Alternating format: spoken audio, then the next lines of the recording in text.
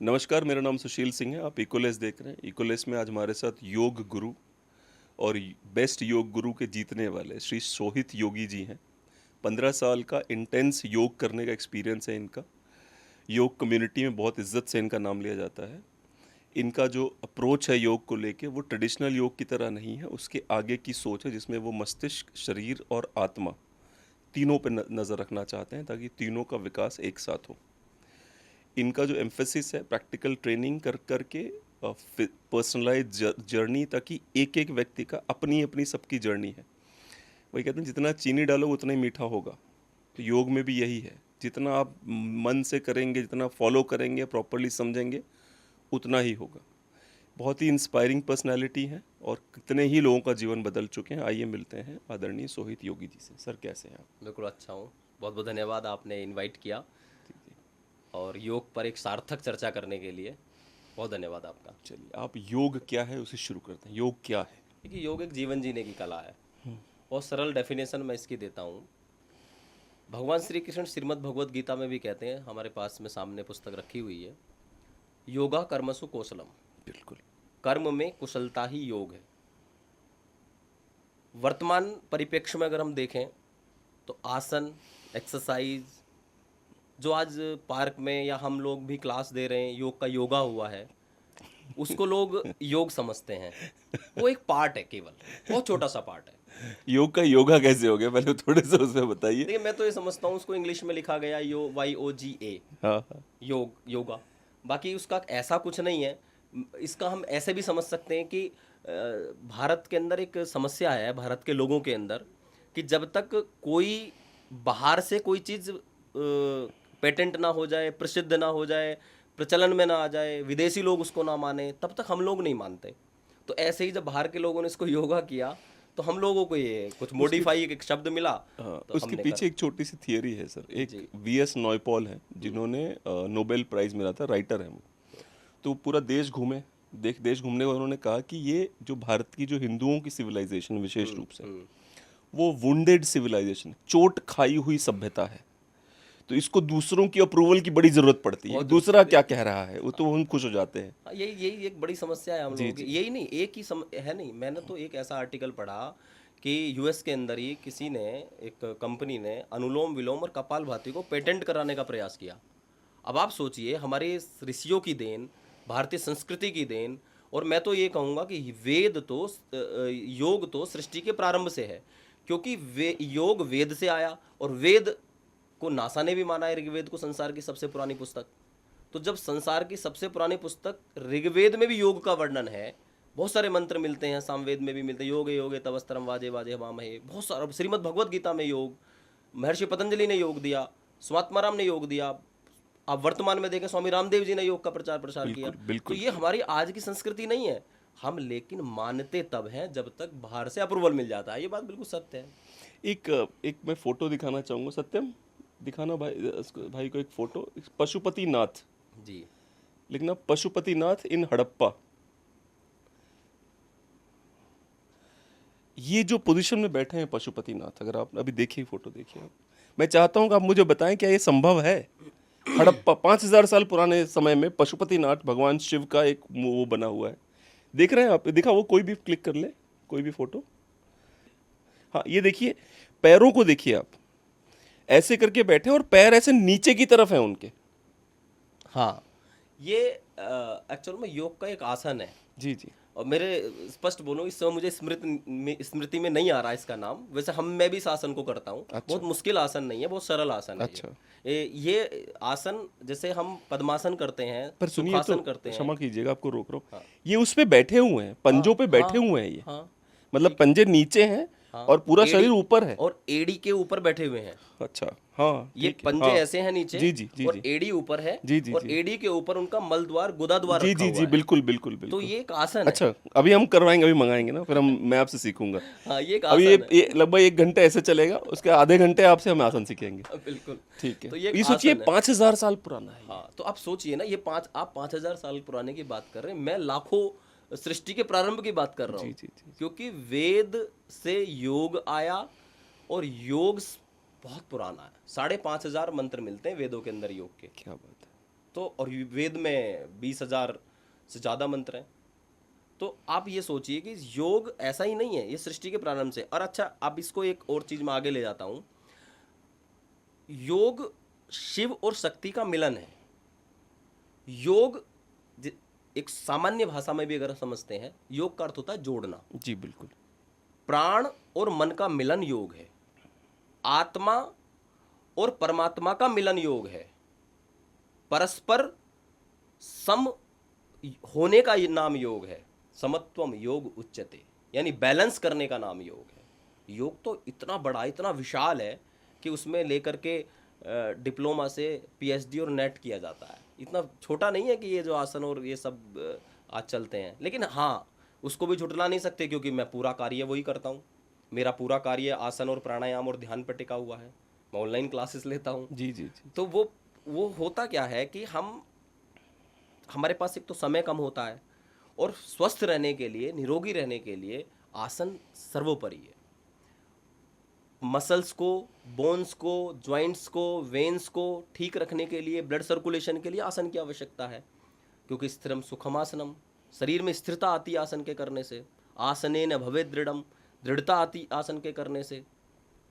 प्राणायाम, प्राणों का नियमन, प्राणों को आप इस तरह से समझ सकते हो, चले वाते चलम चित्तम निश्चले निश्चलम भवेत्। जैसे आकाश में वायु चलती है, वैसे पेड़ों के पत्ते हिलते हैं। जब वायु ठहर जाती है तो पेड़ों के पत्ते भी ठहर जाते हैं। ऐसे ही जब हमारा प्राण हमारे कंट्रोल में होता है तो हमारा मन उसके कंट्रोल में हो जाता है। जब हमारा प्राणों का हम नियमन करने लगते हैं, श्वास प्रश्वास योगद गतिर विच्छेदा प्राणायामा, श्वास प्रश्वास की गति का विच्छेद, यानी उसको नियमन करना, उसको कंट्रोल करना, उसको साधना, उसको गहरा करना, उसके ऊपर अनुसरण करना, उसके ऊपर ध्यान करना, वो प्राणायाम कहलाता है। तो योग के ये पार्ट हैं, आसन और प्राणायाम, जो आज प्रचलन में है। इसके बाद आगे प्रत्याहार, धारणा, ध्यान, समाधि और अष्टांग योग के 2 पार्ट होते हैं। योग सृष्टि के प्रारंभ से आया, ये समझ लेना चाहिए। योग की अवधारणा में हमें ये समझ लेना चाहिए कि योग हमारे जीवन के लिए सर्वोपरि है। योग में हमें ये समझ लेना चाहिए कि परमात्मा से मिलाने का रास्ता योग है, स्वस्थ रहने का मार्ग योग है। जी, मैं कह रहा था कि हमारे वेदों में और पुराणों में और भगवत गीता में आप कह रहे हैं 5-6 हज़ार बार योग के बारे में चर्चा हुई है। जी। आपको नहीं लगता कि जो सनातन धर्म के मानने वाले हैं, जैसे जैसे अपने ही किताबों से दूर होते गए, वैसे वैसे अस्वस्थ हो गए हैं, मानसिक रूप से विकृत होते जा रहे हैं, और इन पर दूसरे लोग बड़े आराम से शासन कर लेते हैं, क्योंकि अंदर शक्तियाँ नहीं हैं। जो प्राणों की शक्ति होनी चाहिए वो नहीं है। भय ने व्याप्त कर रखा है, क्योंकि ये विदेशी शिक्षा में इतने लीन हो गए हैं कि ये भय से ड्रिवन है। लगता है आपको ऐसे? देखिए, जब अपने धर्म के प्रति, अपने शास्त्रों के प्रति किसी व्यक्ति का या तो विश्वास उठ जाएगा या भय खत्म हो जाएगा, तब व्यक्ति दूसरी तरफ को भागता है, तब व्यक्ति दूसरे से डरना शुरू करता है। मुझे आपकी इस बात से एक बात और भी स्पष्ट हो रही है कि हमारे देश के अंदर, और मैं तो ये कहूँगा कि खासकर हिंदू धर्म के अंदर, तो ये एक बड़ी विडंबना है कि हमें भगवान राम मिले, भगवान कृष्ण मिले, हमें इतने सारे योद्धा मिले, हमारे इतने सारे संत मिले, इतने विद्वान मिले, उसके बावजूद भी हम लोग एक धारा में, एक रूपता में आगे नहीं बढ़ते हैं। हम क्या करते हैं कि किसी के मन के अंदर कुछ विचार आ रहा है, किसी के अंदर कोई दूसरा विचार आ रहा है, आप कुछ और मान रहे हैं, मैं किसी को मान रहा हूँ, फिर हम आपस में एक दूसरे से लड़ भी रहे हैं। हम योग नहीं कर रहे हैं वहाँ पर भी। भाई, भगवान श्री कृष्ण ने श्रीमद् भगवत गीता दी, उसको पढ़ो। भगवत गीता को मानने वाले किसी दूसरे पक्ष को नहीं मानते, वेद को नहीं मानते, वेद को मानने वाले भगवान श्री कृष्ण को नहीं मानते। लोगों के मन में वो नहीं है कि हर चीज की अच्छी चीज लेते हैं, अच्छी वो नहीं लेना ये चाहते। हम इस तरह से इसको मान सकते हैं कि ये ना हमारे देश की समस्या है। और सबसे बड़ी समस्या ये है कि हम प्रभावित जो होते हैं, अब छोटे लेवल पे सोचो, आपके अंदर कुछ ज़्यादा ज्ञान है या आप ज़्यादा धनाढ्य हैं, आपके पास कुछ और बड़ी ताकत है, तो मैं आपसे जल्दी प्रभावित होऊंगा। मुझसे एक व्यक्ति ने कहा कि मैं जब स्वामी रामदेव जी के पास में खड़ा होता हूँ तो मेरे रोंगटे खड़े हो जाते हैं। मैंने कहा, भाई आपके रोंगटे खड़े क्यों होते हैं? इसलिए होते हैं कि वो विद्वान है, या इसलिए होते हैं कि वो धनाढ्य हैं? या इसलिए होते हैं कि वो बहुत बड़े बहुत मुश्किल से मिलते हैं, पॉपुलर पॉपुलर आदमी है। पॉपुलर जी है? जी जी जी। बोले ये तो मुझे नहीं पता। मैं कहा इसीलिए खड़े होते हैं कि वो पॉपुलर है, हम्म वो तुम्हें आसानी से मिलते नहीं है। अब हम्म। स्वामी जी आपको कोई बात बोलेंगे तो आप बहुत जल्दी उसको मानोगे। आप स्वामी रामदेव ही नहीं, आप किसी बड़े उद्योगपति के पास चले जाओ, उससे बात कर, जब हमारी एनर्जी से दूसरी की एनर्जी का लेवल अधिक होगा तो हम उससे प्रभावित होंगे ही होंगे। वो जो कहेगा हमें अच्छा लगेगा। किसी विराट कोहली से मिल लो, विराट कोहली तो बहुत बड़ी ताकत है, विराट कोहली के पास जाके तो व्यक्ति का हो सकता है शब्द ही ना निकले अंदर से। और ऐसे ही नहीं, ऐसे बहुत सारे लोग हैं कि बहुत जिनकी प्रसिद्धि नकारात्मक है, उनके पास भी जाके आपके रोंगटे खड़े हो सकते हैं। क्यों? क्योंकि आपके अंदर एक भाव आया हुआ है कि ये तो आसानी से उपलब्ध नहीं है, पर तब मुझे हम ऐसा प्रभावित होते हैं। पर मुझे ऐसा लगता है भाई कि जो लोग जिनके रोंगटे इतने आसानी से खड़े होते हैं, उनका जीवन का एक लिमिटेशन होती है, और जिनके नहीं खड़े होते किसी से भी मिलने से, उनकी अपनी लिमिटेशन होती है, वो नहीं कहीं नहीं, और के लिए तो मैं बने तो ये होते हैं। मानता हूँ इस बात में कि हर किसी के खड़े होते हैं, बशर्ते कि वो किससे प्रभावित है। भाई अगर आपको कोई, आप आध्यात्मिक व्यक्ति हो, तो आपको जरूरी नहीं है कि मोदी जी के पास जाने के बाद आपके, किसी नेता के पास जाने के बाद आपके रोंगटे खड़े होंगे। नहीं, आप किसी संत के पास जाएंगे, आप पूज्य प्रेमानंद जी के पास जाकर के प्रभावित हो सकते हैं, आप किसी और देवराह बाबा जी की जैसी उनकी प्रतिमा के पास जाके भी प्रभावित हो सकते हैं, आप किसी कदली वनों में चले जाइए, हिमालय में चले जाइए, वहाँ कोई संत आपको प्रभावित कर सकते हैं। और जैसा हम मतलब हैं, जैसा हम सोचते हैं, जैसा हम विचारते हैं, जैसा हमारा हमारा खुद का हो रहा है, वैसे ही व्यक्ति से प्रभावित होते हैं। मैं सोचे जा रहा हूँ, जब से आपने बोला है, मैं सोचे जा रहा हूँ कब हुआ मेरे साथ में, और मुझे एक घटना नहीं याद है। जबकि मैं जब जब भी बिजनेस मीटिंग्स में जाता हूँ, मतलब फर्स्ट क्लास में आता हूँ, कितने लोग मिले हैं मुझे जो रिच पावरफुल माने जाते हैं, हीरो हीरोइन, कभी नहीं फर्क पड़ा मुझे। तो हो सकता है आप बिल्कुल से, हो सकता है कोई मिला ही ना हो मुझे मेरे लेवल हाँ, का, मिला ना हो हो। सकता है देवराव बाबा मिल जाए तो लगे कि हाँ भाई कि ये मिला है, मतलब आदमी इससे मेरे रोंगटे खड़े हो रहे हैं। प्रेमानंद जी से मिलिए आप, कहीं ना कहीं हो सकता है कि हाँ आपको जरूर, पर प्रभावित वही वाली करें। बात है कि मतलब हो सकता है ना हो मैं, हाँ, हो सकता है। हो सकता है हो, हो सकता है ना ये हो। आस्था हाँ का हाँ। विषय भी है, जी जी जी ये जी श्रद्धा का विषय है कि हम किस व्यक्ति से प्रभावित हो सकते हैं, किससे नहीं हो सकते, ये अपने ऊपर भी डिपेंड जी करता है। जी जी। अब मैं हूँ, जैसे मैं खुद मैं हूँ, मैं पूज्य स्वामी रामदेव जी से बड़ा प्रभावित होता हूँ। जबकि मेरी अच्छी मुलाकात होती है, अच्छे दर्शन जी होते हैं, जी अच्छी जी जी। बातचीत होती है, पर जितनी बार मैं उनसे मिलता हूँ उतनी बार मुझे ऐसा लगता है ये समय तो आधा घंटे, 1 घंटे का इसका पता ही नहीं चला है। हाँ हाँ उनके 2.5 घंटे की योग की जो सुबह क्लास होती है, उसमें मैं कई बार टीवी देख जाता हूँ 2.5 घंटे। हाँ हाँ। तो वैसे ही थोड़ी ना आप किसी पर से ये है प्रभावित कि होते हैं। योग को अगर वैश्विक पटल पर किसी ने रखा है, बाबा रामदेव ने रखा है, इसमें कोई हम दो तो राय ये कहते हैं कि आज हम जैसे लाखों योगो टीचर पूरे विश्व के अंदर अगर अपने कार्य में आगे सेवा दे रहे हैं, या देश में या विदेशों में समाज की सेवा के साथ साथ अपनी आजीविका चला रहे हैं, तो वो पूज्य स्वामी रामदेव जी की देन नहीं। है। बिल्कुल। इससे ज़्यादा और मैं कुछ नहीं कह सकता। जी जी ये मैं सबसे बड़ी बात मानता हूँ। क्योंकि आप हम 1999 में गुरुकुल में पढ़ते थे, कक्षा 6 में, तो वहाँ हमें कक्षा 6 में योग तो कराया जाता था। 2002 के आसपास स्वामी जी का एक कैंप लगा था मेरठ के अंदर, बहुत बड़ा कैंप लगा, बहुत पोस्टर छपे, उस समय पर उनका टिकट लगता था। तो उस समय तक स्वामी जी को बहुत ज़्यादा लोग जानते नहीं थे, जी जी। आस्था पे आना शुरू हुआ था कार्यक्रम। अब हम तो 99 से कर रहे थे, स्वामी जी भी 90 के आसपास से कर रहे हैं गुरुकुलों में। लेकिन उन्होंने जो आज अगर सुबह पार्क पे देखेंगे ना लोगों को वॉक करते हुए, कपालभाति करते हुए, अनुलोम विलोम करते हुए, पार्क में लोग खेल रहे हैं, घूम रहे हैं, वॉक कर रहे हैं, वो किसकी देन है? जी जी जी। अब से 25 वर्ष पहले हट जाओ, पार्क में कुछ ही चुनिंदा लोग पढ़े लिखे होते थे। आज गांव में चले जाओ, सुबह सुबह महिलाएं सड़कों पे घूम रही हैं, छोटे कस्बों में, शहर में चले जाओ, वो स्वामी रामदेव जी की देन है। बिल्कुल सही बात। मुझे एक बात बताइए कि स्वामी रामदेव पे ही चलते हैं। स्वामी रामदेव के पीछे ऐसा मुझे लगता है कि एलोपैथ वालों से बर्दाश्त नहीं है वो, मतलब उनका बस चले तो क्या क्या कर डाले उनके खिलाफ वो।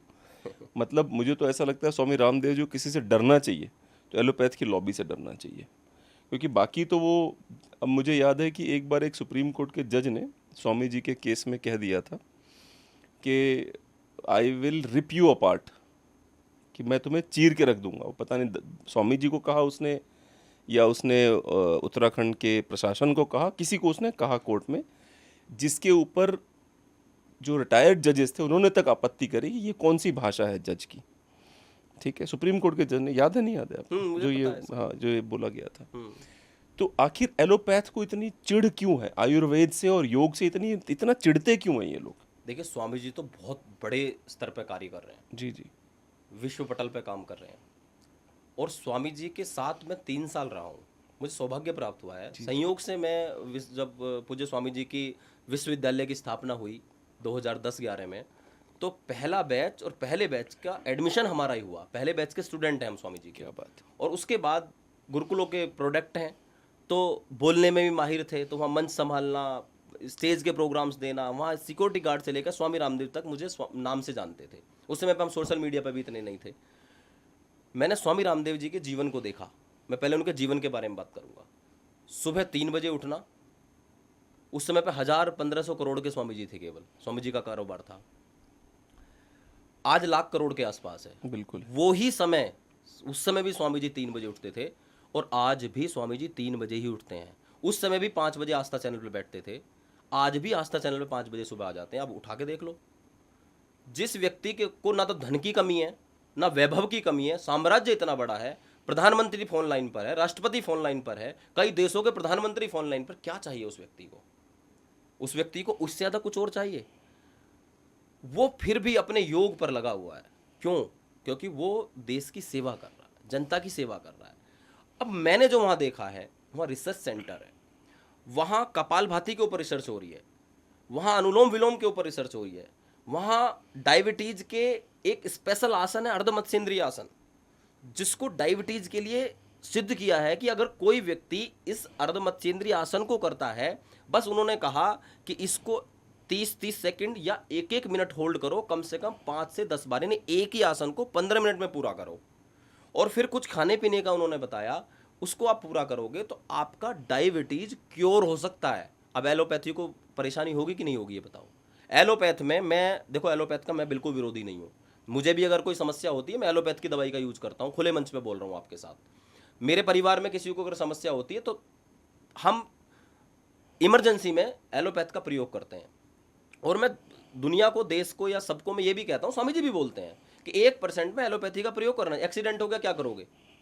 कोई अगर बड़ी समस्या पैदा हो गई, इमरजेंसी है कुछ, तो एलोपैथी लो, उसमें कोई बुराई नहीं है, 1% भी बुराई नहीं है। पर मैं ये कहता हूँ कि जरा सा सर में दर्द हुआ, तुरंत ही आपने कोई पेन किलर खा ली, ये तो गलत है ना।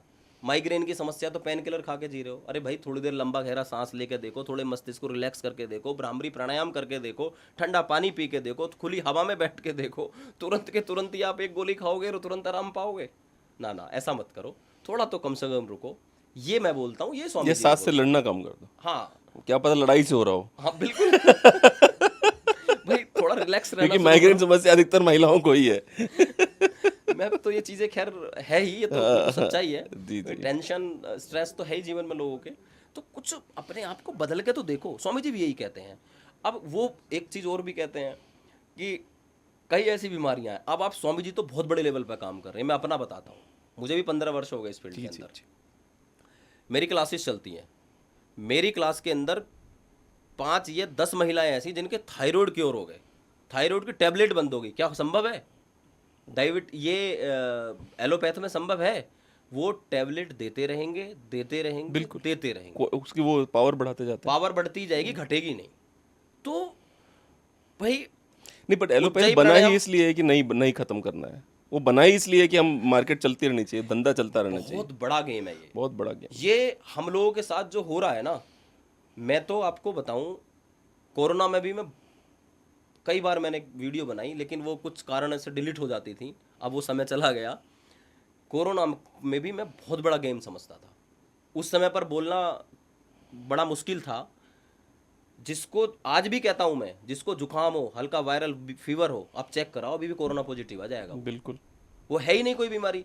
कोरोना में वो व्यक्ति की मृत्यु हुई है जो व्यक्ति हॉस्पिटल में एडमिट हुआ है। अधिकतर जो घर में रहा है वो कोरोना में उसकी पूरा नहीं हुआ। आंकड़े कम है, बहुत कम है। मतलब मेरी नॉलेज में तो है ही नहीं कोई। हाँ। मैं मतलब काफी, मैं आपको बताऊं, यथार्थ हॉस्पिटल है, नाम ले रहा हूँ सीधा सीधा, और कई हॉस्पिटल हैं जिनकी मैंने जाके लोगों को योगा के बारे में बताया है कोरोना में। मास्क जरूर लगाया अभी उनकी सेफ्टी के लिए, पीपीई किट भी पहनी है हमने, लेकिन ईश्वरी कृपा मानो या हमारे योग का बल मानो या प्राणायाम की शक्ति मानो, जलनेती मानो, कुछ भी मानिए, मुझे कोरोना नहीं हुआ। मैंने ट्रैवलिंग की है, जब लॉकडाउन था नोएडा कमिश्नर ऑफिस से मेरे पास मेरी गाड़ी पे पास था, मैं चंडीगढ़ गया, मैं जयपुर गया, ऋषिकेश गया जब लॉकडाउन था। और इसके अलावा जैसे ही लॉकडाउन पहला राउंड पूरा हुआ, दूसरे लगने से पहले मैं अहमदाबाद गया, मेरे हर जगह चेक होते थे, जहां उतरते थे वहीं चेकिंग होती थी। गुजरात में मैं रहा 3 महीने कोरोना के दौरान। कई कोरोना के पेशेंट को गलती से उनको फीवर था, मैं योगा करा रहा हूँ फिजिकल सामने से, आज शाम को उन्होंने टेस्ट कराया वो पॉजिटिव, मैंने भी टेस्ट कराया मैं नेगेटिव। मैं तो योग की शक्ति मानूंगा, मैं उसको परमात्मा की कृपा और योग की यहीं पे शक्ति दोनों मांगूंगा। एक और सवाल है मेरा इसी में कि अभी रिसर्च आ रही है जिसमें ये कहा गया है कि मास्क लगाने से समस्या बढ़ी है, घटी नहीं है, क्योंकि आपने डायरेक्ट ऑक्सीजन लेना बंद कर दिया और वही कार्बन डाइऑक्साइड आप रिपीटेड लेते रहे। तो क्या हुआ कि आपको जो अगर कोविड हुआ तो आपको ऑक्सीजन सफिशिएंट नहीं मिल रही है आपकी बॉडी को, क्योंकि आप लगातार मास्क में हैं। फिर N95 मास्क आ गया, फिर ये N95 तो एकदम ही खतरनाक मास्क है भाई, उसमें सांस ही नहीं आती पैक ही ढंग कर से। देता है। जी जी। तो मेरा वही सवाल है ना कि या तो उन मास्क में जगह हो जहाँ से सांस आ जा सके, क्योंकि अधिकतर मास्क में क्या हो रहा है भाई, आपको ऑक्सीजन ही नहीं मिल रही। तो अगर शरीर बीमार है और ऑक्सीजन भी नहीं मिल रही नहीं, तो ऑक्सीजन समस्या मिल बड़ी रही है। कार्बन डाइऑक्साइड छोड़ रहे हो, वही वही वापस ले ले रहे हो, वही और वापस। जितने आपके जी, अंदर जी। से जम्स जो भी बैक्टीरिया निकल रहे हैं वो उस पे जमे वापस फिर अंदर चले जी, गए। जी, जी, जी, मैंने तो इसके साथ से एक बात और कही थी कि भाई अकेला आदमी गाड़ी में जा रहा है, वो मास्क लगा के क्यों जा रहा है, वो तो और ज्यादा जहर का काम कर रहा है। गाड़ी में अगर अकेला पर व्यक्ति वही ड्राइव है कर कि रहा है, सरकार चाहे एक तो वो क्या ना पैक है, करवाए। एक तो वो पैक है, शीशे से पैक है पूरी तरह से, ऊपर से उसने मास्क भी पहना हुआ है। भाई उसके साथ क्या होगा आप सोचो। ये भी एक कारण रहा है। हम जो विषय से हम भटक ना जाएं, मैं इसीलिए नहीं, नहीं, एलोपैथ जी। की ओर ही आता हूँ। स्वामी रामदेव जी के पीछे जो एलोपैथ या ये एजेंसियां लगती हैं, एलोपैथ के कितने डॉक्टर स्वामी जी के यहाँ योगा करते हैं, मेरे साथ योगा करते हैं, मेरी क्लास में कितने डॉक्टर्स योगा करते हैं। आज मैं कितने ऐसे गाजियाबाद, दिल्ली, नोएडा के डॉक्टर्स को जानता हूँ जिनके घर योग टीचर आते हैं। ऐसा होता है। सुबह सुबह आप क्लिनिक पे जाओ किसी डॉक्टर के, वो जल्दी अगर आप पहुंच गए, सुबह वो पार्क से आएंगे योगा करके, टेबल पे आके बैठेंगे, ग्रीन टी हाथ में लेंगे और आपको अंग्रेजी दवाई लिखेंगे। बिल्कुल सही बात। कुछ डॉक्टर तो हैं आज के समय में जो बोलते हैं कि आप योगा करो, लेकिन कुछ डॉक्टर चाहते हैं कि भाई सबको पता है। एक रिसर्च मैंने पढ़ी, स्पष्ट था कि जो व्यक्ति 24 घंटे में 1 घंटा अपने लिए नहीं देगा, वो निश्चित रूप से डॉक्टर, वैद्य, हकीमों के चक्कर काटेगा। जो व्यक्ति 24 घंटे में 1 घंटा योग, एक्सरसाइज, वॉकिंग, कुछ भी सुबह सुबह अपने उठ करके अपने एक रूटीन बनाएगा, वो दूसरों के मुकाबले 80% कम बीमार पड़ेगा। तो भाई एक चीज बताओ, जब योग के करने से आपके लंग, फेफड़े, आपका हार्ट, आपका ब्रेन, ये स्ट्रॉन्ग हो सकते हैं। यही तो मेन है भाई। पहले तो हार्ट और ब्रेन को थोड़ा संवेदनशील मानते थे, भाई ब्रेन हेमरेज होने की संभावना जल्दी, किसी को हार्ट अटैक बहुत जल्दी हो रहा है, तो कोरोना ने ये फेफड़े भी कर दिए, लंग भी ऐसे ही कर दिए, उसी श्रेणी में इंजन जल्दी इन्फेक्ट हो जाते हैं। तो अब ये तीनों प्राणायाम के माध्यम से, योग के माध्यम से अगर स्वस्थ रह सकते हैं, निरोगी हो सकते हैं, तो भाई योग क्यों ना करें। योग करना चाहिए। स्वामी रामदेव जी के यहाँ तो हजारों की रिपोर्ट आती है। मैं देख रहा था एक दिन टीवी पे, एक व्यक्ति बोल रहा है जी मेरे ट्यूमर हो गया था, मैंने आधा घंटा सुबह शाम कपालभाति किया, मेरा ट्यूमर खत्म हो गया। फिर ये इस तरह की न्यूज़ जब भी रामदेव जी बोलते हैं तब भी लोग इन चीज़ों को मजाक बनाते हैं। मीडिया में भी मजाक बनता है, अदरवाइज ही मजाक बनाते हैं कि कुछ भी बोल रहे हैं। और वो जो उनके ऊपर केस हुआ था वो इसीलिए किया गया था कि ये फर्जी क्लेम कर रहे हैं कि ये भी ठीक कर दूंगा, वो भी ठीक कर दूंगा। देखो स्वामी रामदेव जी इतने छोटे लेवल पे तो बैठे नहीं हैं। पूरे दिन वो टीवी के ऊपर बोलते हैं, कैमरे की नज़र में बोलते हैं, और वो तथ्यों के आधार पे बोलते हैं। मैं जो आप कोर्ट की बात कर रहे हैं, मैं उस ओर बिल्कुल जाना नहीं चाहता।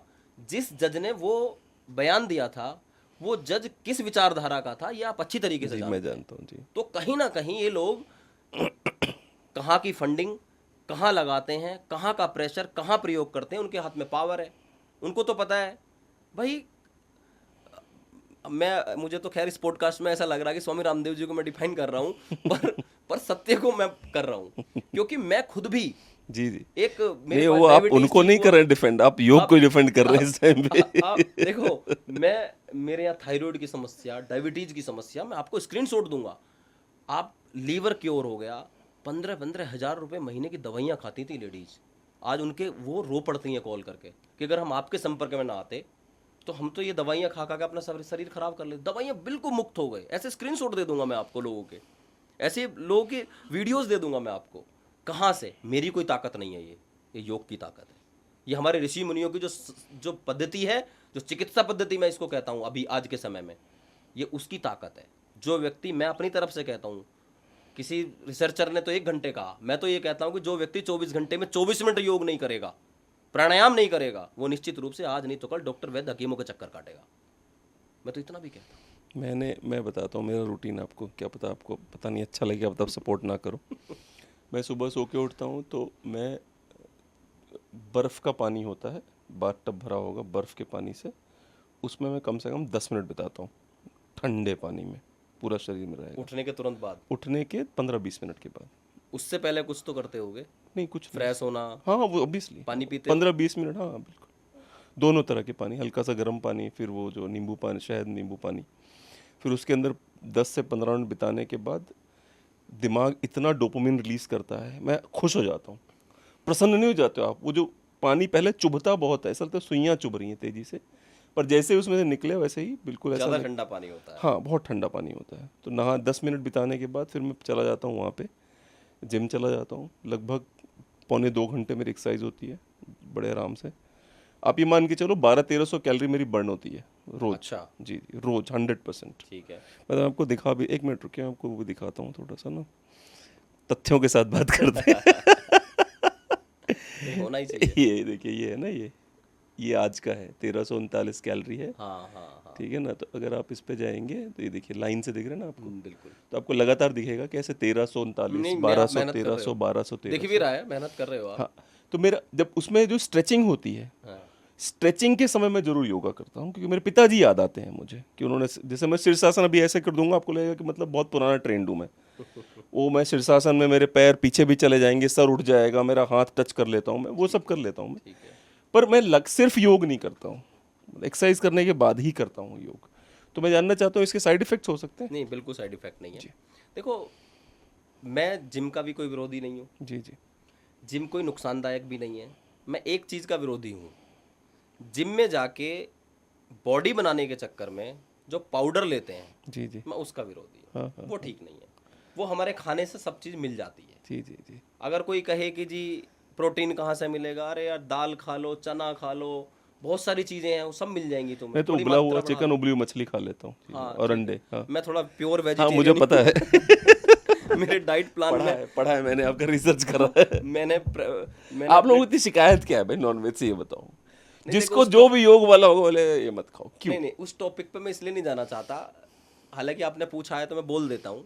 देखिए, मैं तो उसको जीव हत्या कहता हूँ, और मेरे किसी शास्त्र के अंदर उसके विषय में कहीं लिखा नहीं है, किसी संत महात्मा ने इसको खाया नहीं है। एक बात, हाँ, इंसान के लिए बनी नहीं है। अभी मेरे ऑफिस में एक लड़की काम करती है, वही कह रही, सर अगर हम चिकन ना खाएंगे तो मुर्गे इतने हो जाएंगे।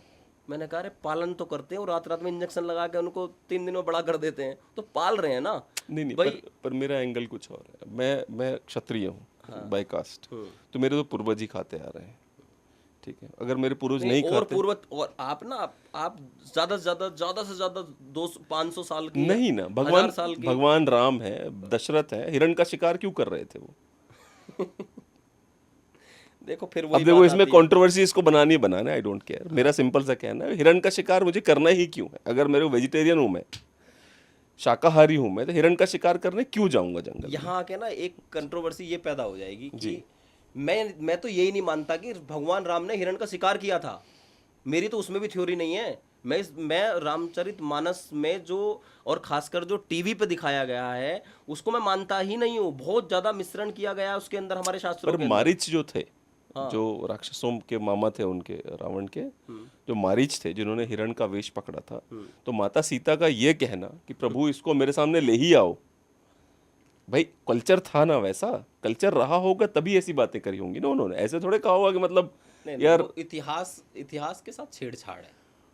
उन्होंने राक्षसों का वध किया है, किसी किसी भी राक्षसों हिरण का तो उन्होंने इतना वध किया, किसी हिरण का वध नहीं किया है उन्होंने। राक्षसों का उन्होंने इतना वध किया कि रामायण से महाभारत आने तक 4-5 राक्षस बच गए। इसे जीनोसाइड कहते हैं राक्षसों का। मतलब अब बकासुर हो गया, हिडिम्बा हो गया, और महाभारत में कहाँ राक्षस हैं बेचारे, सब खत्म कर दिया भगवान राम ने अपने टाइम पे ही सब। पर मैं अभी भी मानता हूँ कि मेरे पूर्वज जितने भी इक्ष्वाकु और यदु के वंशज हैं वो नॉनवेज खाते थे, मुझे अभी भी यकीन है इस बात का। तो मैं आपको बिल्कुल मना नहीं कर रहा हूँ, आप मत खाइए। लेकिन मैं नहीं मानता हूँ इसको जी, कि जी। किसी कोई संत इस तरीके के, भगवान राम या कोई भी ये नॉनवेज लेते थे, तो बिल्कुल। क्योंकि देखिए यहाँ आप इस तरह से सोच लो ना कि हिंसा, या किसी हिंसा भी छोड़ो, किसी जीव को आप खुद अपने से अंदाजा लगाओ कि हमें चूटी काटते हो हमें पेन होता है कि नहीं होता है, उसके अंदर आत्मा नहीं है? ये तो उसके अंदर आपके अनुसार आत्मा नहीं है, उसके अंदर जीव नहीं है। अब इस पे मेरा मेरा कुछ और विचार है, अगर आप कहें तो मैं बताऊं आपको। जी। हमारे जितने भी भगवान हैं, जितने भी भगवान हैं हमारे, चाहे भगवान हो हमारे, चाहे बजरंग बली हो, चाहे जो भी हो, इनके साथ अगर आप देखेंगे, और इसी वजह से सनातन धर्म महानतम है। जितने भी लोग हैं वो बड़े सिंपल संदेश देते हैं। पहला, गरीब मत रहो। हमारा एक भी भगवान कभी गरीब नहीं रहा है, तो कहते हैं गरीब मत रहो, अपने बाहुबल का प्रयोग करो और कुछ करके दिखाओ लाइफ में। दूसरा, ध्यान लगाओ, मन को शांत रखो, चित्त को शांत रखो, समाज के भले में अपने मन को लगाओ। भगवान कृष्ण भगवत गीता में जब अर्जुन पूछते हैं कि मुनि कौन होता है, उसकी क्या परिभाषा है, तो भगवान कृष्ण कहते हैं मुनि वो होता है जो लकड़ियां काटने से पहले वनों की चिंता करता है, जो नदी से पानी निकालने से पहले नदियों की चिंता करता है, वो मुनि है। तो हमारी भगवत गीता इसका संदेश दे रही है, संरक्षण का। लेकिन जब सामने वाला अधर्मी आपके समक्ष आ गया, तो क्या था वो भगवान बजरंग बली का कि अक्षय कुमार को मारी संहारा, लूम लपेट लंक को जारा, भुजाओं से उखाड़ देते थे। आपको लगता है किसी राक्षस का या किसी से भीम ने उसका सीना चीर दिया दुशासन का, ठीक है। जब लड़ाई की बारी आए तो हमारे भगवान कभी नहीं कहते कि आप अहिंसा पे लग जाओ, या आप वो क्या कहते हैं धीरे से मारो। वो ये संदेश देते हैं कि जब हिंसा की बारी आए सामने और अधर्मी आपको समाप्त करना चाहता हो, तब ऐसी हिंसा करो कि याद रखें कि कहीं हिंसा हुई थी। समझ रहे ना, भुजाएं उखाड़ देना किसी के शरीर से, किसी का सीना चीर देना, किसी की जंघा तोड़ देना। जी। लेकिन यहाँ जीव हत्या कहाँ से आई? जीव हत्या का कारण ये है कि अगर आप नॉन वेजिटेरियन फूड नहीं खाएंगे, मेरा मानना है, आपका अपना विचार हो सकता है, नॉन वेजिटेरियन फूड नहीं खाएंगे तो आपको इनफ प्रोटीन कभी नहीं मिलेगा शरीर को, जिससे उसकी ताकत आती है। 20,000 सूर्य नमस्कार करने वाला जी 36 घंटे 36 मिनट लगातार नॉन स्टॉप, बिना सोए, बिना पानी पिए, बिना खाना खाए, संदीप आर्य है लड़का, सूर्य नमस्कार किया उसने और विश्व रिकॉर्ड बनाया। 18 मुख्यमंत्रियों ने सम्मानित किया, पीएम मोदी जी ने सम्मानित किया। मेरा अपना छोटा भाई है, उसने आज तक एक अंडा नहीं खाया। ऐसे आपको 20 उदाहरण मिलेंगे, लेकिन नॉनवेज खा के इस तरह काम करने वालों को आपको बड़े उदाहरण मिलेंगे। नहीं, लेकिन बहुत सारे मिलेंगे जो नहीं, नॉनवेज खा के इस तरह नहीं, काम करे हुए। तो संभव है ना जी जी, भाई, बिना नॉनवेज के संभव वो तो शरीर है। का उनका टाइप है। जैसे अभी हमारे पास क्या है नाम था उनका, जो माउंटेनियर यादव जी आए थे, जो माउंटेन चढ़ते हैं, जो कई सातों कॉन्टिनेंट पे सबसे ऊंची पहाड़ियों पे चढ़ चुके हैं, बिल्कुल वेजिटेरियन आदमी है। मुझे उनसे, नरेंद्र सिंह यादव, मुझे उनसे कोई शिकायत नहीं है भाई, उनका शरीर वैसा बना है। नहीं, लेकिन नहीं, वही बात ये आ गई, वैसा बना नहीं, ये शरीर ऐसा है जिसको जैसा चाहोगे वैसा बना सकते हो। मैं खुद एक समय पे 4 रोटी सुबह, 4 रोटी दोपहर, 4 रोटी शाम को खाता था। मैंने आदत डाली। मेरे खुद के फादर या मेरे गांव में जो लोग रहते हैं वो आज भी 12-15 रोटी उनके लिए मायने नहीं रखती, चूल्हे की बड़ी बड़ी रोटियां। बिल्कुल बिल्कुल। मैं आज 2 रोटी खाता हूं केवल पूरे दिन में। तो मैंने अपने आप को वैसा बनाया। ये शरीर जैसा चाहो, जैसा इसको ढालना चाहोगे वैसा बन जाएगा। हड्डियों का ढांचा ही ऐसा है, अपना खुद का जो स्टमक है वो ऐसा है, वो ब्लेडर है, उसको फुला लो, कम कर लो। आप सब्जियों से, दालों से आपको सब पोषक तत्व तो मिल जाते हैं प्रॉपर। भाई फिर वही आएगी कि ये दूसरी तरफ का विषय जो है, मैं उस तरफ ज़्यादा जाना नहीं चाहता, क्योंकि यहाँ हमारा विषय ये भी नहीं कि नॉनवेज खाना नहीं, पर मेरा यही कहना है इसमें। पर सुनिए, मेरा विचार सिर्फ ये है, मेरा नहीं, पूरे शास्त्रों का विचार भी ये है कि किसी भी जीव को सता के या जीव का भोजन के लिए इंसान बना ही नहीं है। क्योंकि हमारी आंत बहुत लंबी होती है, उसको डाइजेस्ट करने में भी टाइम लगता है, उसके लिए मेहनत भी बहुत ज़्यादा लगती है उसको डाइजेस्ट करने के लिए। मानते हो? तो आप मानते ही होगे ना उसको। अरे मैंने एक बार और नहीं बताया, मैं 16 घंटे तक कुछ नहीं खाता हूँ।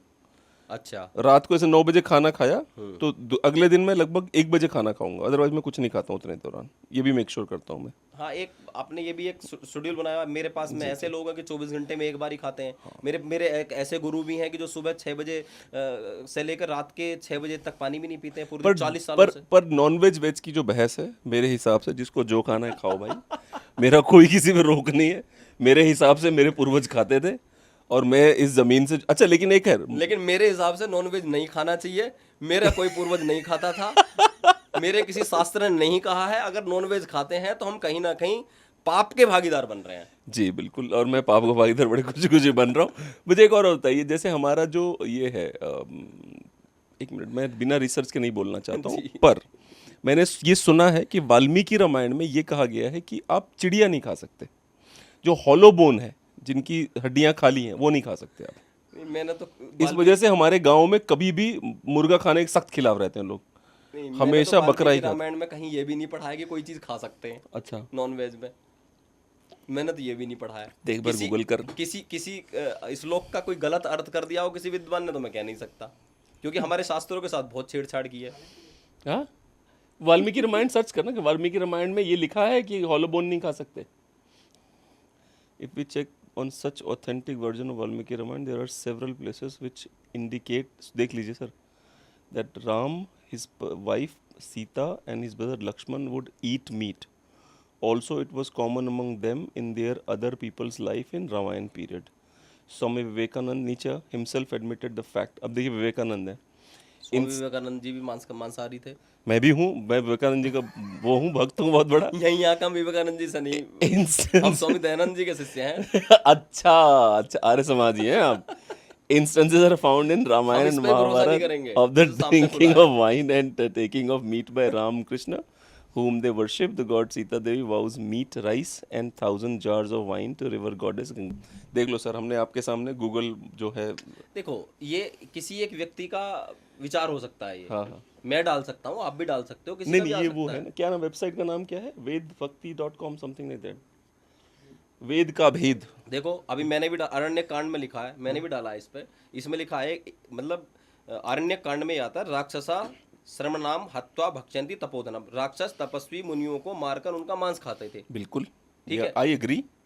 बस राक्षस खाते थे। कोई वो ये नहीं कह रहा, वो ये कह रहा है मुनियों तक को मार के उनका मांस खाते थे राक्षस। तो वो राक्षस ये कह खाते रहा थे है ना, मुनि नहीं खाते थे। भगवान थोड़े किसी को मार के खा रहे हैं, भगवान तो केवल जानवरों को खा सकते हैं। नहीं, भगवान तो जानवरों को भी नहीं खा सकते। ठीक है भाई। नहीं, पहला तो वहीं आके control. Let's agree to disagree. हम तो भगवान राम को, मतलब भगवान को परमात्मा मानते ही नहीं है। भगवान भगवत ऐश्वर्य है, जो ऐश्वर्यवान है, गुणवान है, उसको भगवान शब्द, भगवान आपको भी कह सकते हैं। हम आपस में एक दूसरे को भगवान बोलते हैं। बिल्कुल बोलते हैं, हाँ, क्योंकि जो अच्छा व्यक्ति उसको भगवान बोलते हैं, दुष्ट को तो नहीं बोलते हैं। जी जी। तो वो परमात्मा नहीं हो सकते। राम परमात्मा नहीं है, ईश्वर नहीं है। राम एक महापुरुष है। राम कृष्ण ईश्वर नहीं है, कृष्ण एक महापुरुष है, समाज सुधारक है। उनके जीवन से हमें प्रेरणा लेनी चाहिए। राम को मानने से, कृष्ण को कंट्रोवर्सी तो अब कर रहे हो आप, अभी तक नहीं आप कंट्रोवर्सी करी है आपने। इसके लिए तो मैं खुले अपनी एक एक रील में बोल देता हूँ। ये तो बड़ा पॉडकास्ट है भी। लेकिन हाँ, ये है कि इतनी बात अगर कट के जाएगी तो पब्लिक जरूर बैंड बजाएगी। यही काटेंगे। काटो काटो, कोई दिक्कत नहीं है। नहीं, पर ये है कि आर्य समाज के लोगों के विचार अलग हैं। नहीं, मैं यहाँ पर एक बात स्पष्ट करना चाहता हूँ। भगवान राम को केवल मानने से आपका उद्धार नहीं होगा, भगवान राम की मानने से उद्धार होगा। बिल्कुल, भगवान के बताए हुए, राम के बताए हुए पथ पर चलने से कल्याण होगा। बिल्कुल, उनके जीवन से त्याग सीखिए, उनके जीवन से मर्यादा सीखिए। भगवान श्री राम जब वन को गए थे, कितने लोग थे? जब वन गए थे तो माता सीता और लक्ष्मण 3 ही लोग बन गए थे। और 14 वर्ष जब गए थे तो भगवान राम गए थे, और जब आए थे तो मर्यादा पुरुषोत्तम भगवान श्री रामचंद्र कहलाए थे। क्यों कहलाए थे? क्योंकि सबसे बड़ी बात है, उन्होंने वनों में जाकर के भी अखंड ब्रह्मचर्य का पालन किया, मर्यादाओं का पालन किया। आप इस तरह से समझिए कि आज अगर पति पत्नी को, वो तो पति पत्नी हैं, और पति पत्नी को 5-10 दिन का कोई ऐसी सजा दे दी जाए कि दोनों को साथ रहना है और आपको जो है संयम से रहना, रह पाएंगे? नहीं रह पाएंगे, 2-3 बच्चे नहीं साथ ले नहीं आएंगे। नहीं नहीं, अगर आप अभी के पति पत्नी की बात करें, शादी के 5 साल हो जाएं, देखो संयम ही संयम है उनके जीवन में और कुछ नहीं है। हाँ, वो बात अलग है। तो इसीलिए मैं कहता हूँ भगवान जी श्री जी राम जी, मर्यादा पुरुषोत्तम कहलाए वन में से आने बिल्कुल। के बाद। अच्छा, मैं खैर, अपने मैं जब मेरी बड़ी बेटी है, जब मैं उसको भगवत गीता सिखाता हूँ, जैसे अभी 7वें पाठ पे हूँ मैं अभी, उसको उसको लगभग एक हफ्ते में एक दिन उसके साथ मैं एक पाठ बैठ के उसको समझाता हूँ। बहुत अच्छा है। पर उसको ये समझाता हूँ उसकी भाषा में कि स्कूल में जाती है, क्योंकि उसके स्कूल में खाना मिलता है, तो तुझे अगर ऐसी चीज़ मिल रही है जो शुगर ज़्यादा है या जो फ्राइड ज़्यादा है, तो अपने मन को, भगवान कृष्ण कह रहे हैं, मन को कंट्रोल करो, इसके पहले कि तुम्हारा मन तुम्हें कंट्रोल। और तो समझा नहीं सकता उसको, तो यही हाँ, समझाता हूँ मैं उसको। कितनी लेकिन बड़ी है? 7 साल की है। 7 साल की तो है। अभी लेकिन उसकी खास बात यह है, अभी मैं उसको सिर्फ इतना सिखा रहा हूँ कि तुझे कृष्ण नहीं बोलना, तुझे योगेश्वर भगवान कृष्ण बोलना है, वाह! ये बोलना, ये बिल्कुल, सीख अभी, बिल्कुल, और कुछ मत सीख। खाली इतना ही सीख कि तुझे जब किसी से बात हो तो ये मत बोलना कि अरे पता है कृष्ण ने क्या किया, ऐसे बोल, हाँ, योगेश्वर भगवान कृष्ण ने ऐसे कहा। बिल्कुल, उसको अभी मेरा पूरा फोकस इसी बात पे है, उसको ये बोलना, शब्दों बोलना को है। सही तरीके से बोलना चालू करते हैं, वो बाद में फिर सीख जाएगी, खुद से मेहनत करेगी। तो अभी फिलहाल उसी फोकस, जैसे आपने बोला मर्यादा पुरुषोत्तम भगवान श्री रामचंद्र, अब ये लगता है कि हाँ भगवान की बात कर रहे हो, वरना हमारे यहाँ पे राम राम ऐसे चलता है कि ऐसा लगता है जैसे मतलब छोटू है, कोई बगल से आ रहा है, हाँ, ऐसी बातें होती है नॉर्मली, कि अगर देखोगे आप, राम सीता ये वो ऐसी बातें होती है, डिसरिस्पेक्टफुल बातें। बिल्कुल, बिल्कुल। ठीक है। सीजनल बुखार के लिए आपने सोल्यूशन बताए थे, हुँ, तो क्या करें ऐसा, जैसे सीजनल बुखार चल रहा है, हाँ, कोविड भी आ रहा है, हुँ। तो क्या करें ऐसा ताकि रेगुलरली ऐसा करें ताकि सीजनल बुखार ना हो। देखिए, एक तो सबसे मेन चीज़ यही है कि गिलोय बहुत आपके इम्यून सिस्टम को स्ट्रॉन्ग करती है और बुखार को फीवर को पैदा करने वाले बैक्टीरिया को मारती है, ब्लड को प्यूरिफाई करती है, लीवर के लिए बहुत अच्छी होती है। तो एक तो अगर जो मैंने इसमें पूरा एक उपाय बताया है, तुलसी के पत्ते हैं, नीम के पत्ते हैं, इन सबको ले लो और गिलोय ले लो। जैसे आपने 5 नीम के पत्ते ले लिए, 7 तुलसी के पत्ते ले लिए और 8 अंगुल की गिलोय ले ली, उसको पूरा गिलोय को थोड़ा कूट पीट के छेद के और पानी में उबालो, एक गिलास में आधा रह जाए, उसको सुबह और शाम, बुखार है तो दोनों टाइम, बुखार नहीं है तो जब सीजन आने को हो तो 20-25 दिन, वैसे 40 दिन रहता है आयुर्वेद का, क्योंकि हमारी खाने की शक्ति भी आयुर्वेद मानता है कि 40 दिन में रक्त, रक्त, मांस, मेद, अस्थि, मज्जा और शुक्र, जो शुक्र बनता है हमारे खाने का, जो आज खाना खाया उसको 40 दिन बाद शुक्र बनेगा, बाकी बहुत सारी चीज़ें बनती हैं। तो 40 दिन किसी भी कोर्स को किया जाता है आयुर्वेद के अंदर। तो उसको ले लेने से आपको बुखार नहीं आएगा। मैं आपको बताऊं, मुझे याद ही नहीं है कि मुझे फीवर कब आया था। और ये नहीं कि आप ये कहोगे, आपको तो आप बहुत बोलेंगे कि मुझे भी नहीं आता है। मैं ये जो प्रयोग बहुत सारे बताता हूँ ना वीडियोज़ में, बहुत सारे करता भी हूँ। इस प्रयोग को पिछले बार मैंने 15 दिन किया, पिछले साल। अभी मैं बस इसको स्टार्ट करने वाला हूँ 2-4 दिन में। बच्चों को भी स्टार्ट कराऊंगा, क्योंकि मैंने इनका प्रैक्टिकली अपने ऊपर भी देखा है, फिर लोगों को बताता हूँ तब भी उनके ऊपर भी प्रैक्टिकल देखा है। इसके साथ साथ चिरायता आता है एक, जी जी। काला सा होता है, डंडी जड़ी होती है, हम्म। उसको रात को भिगो दीजिए, सुबह उसको उबालिए।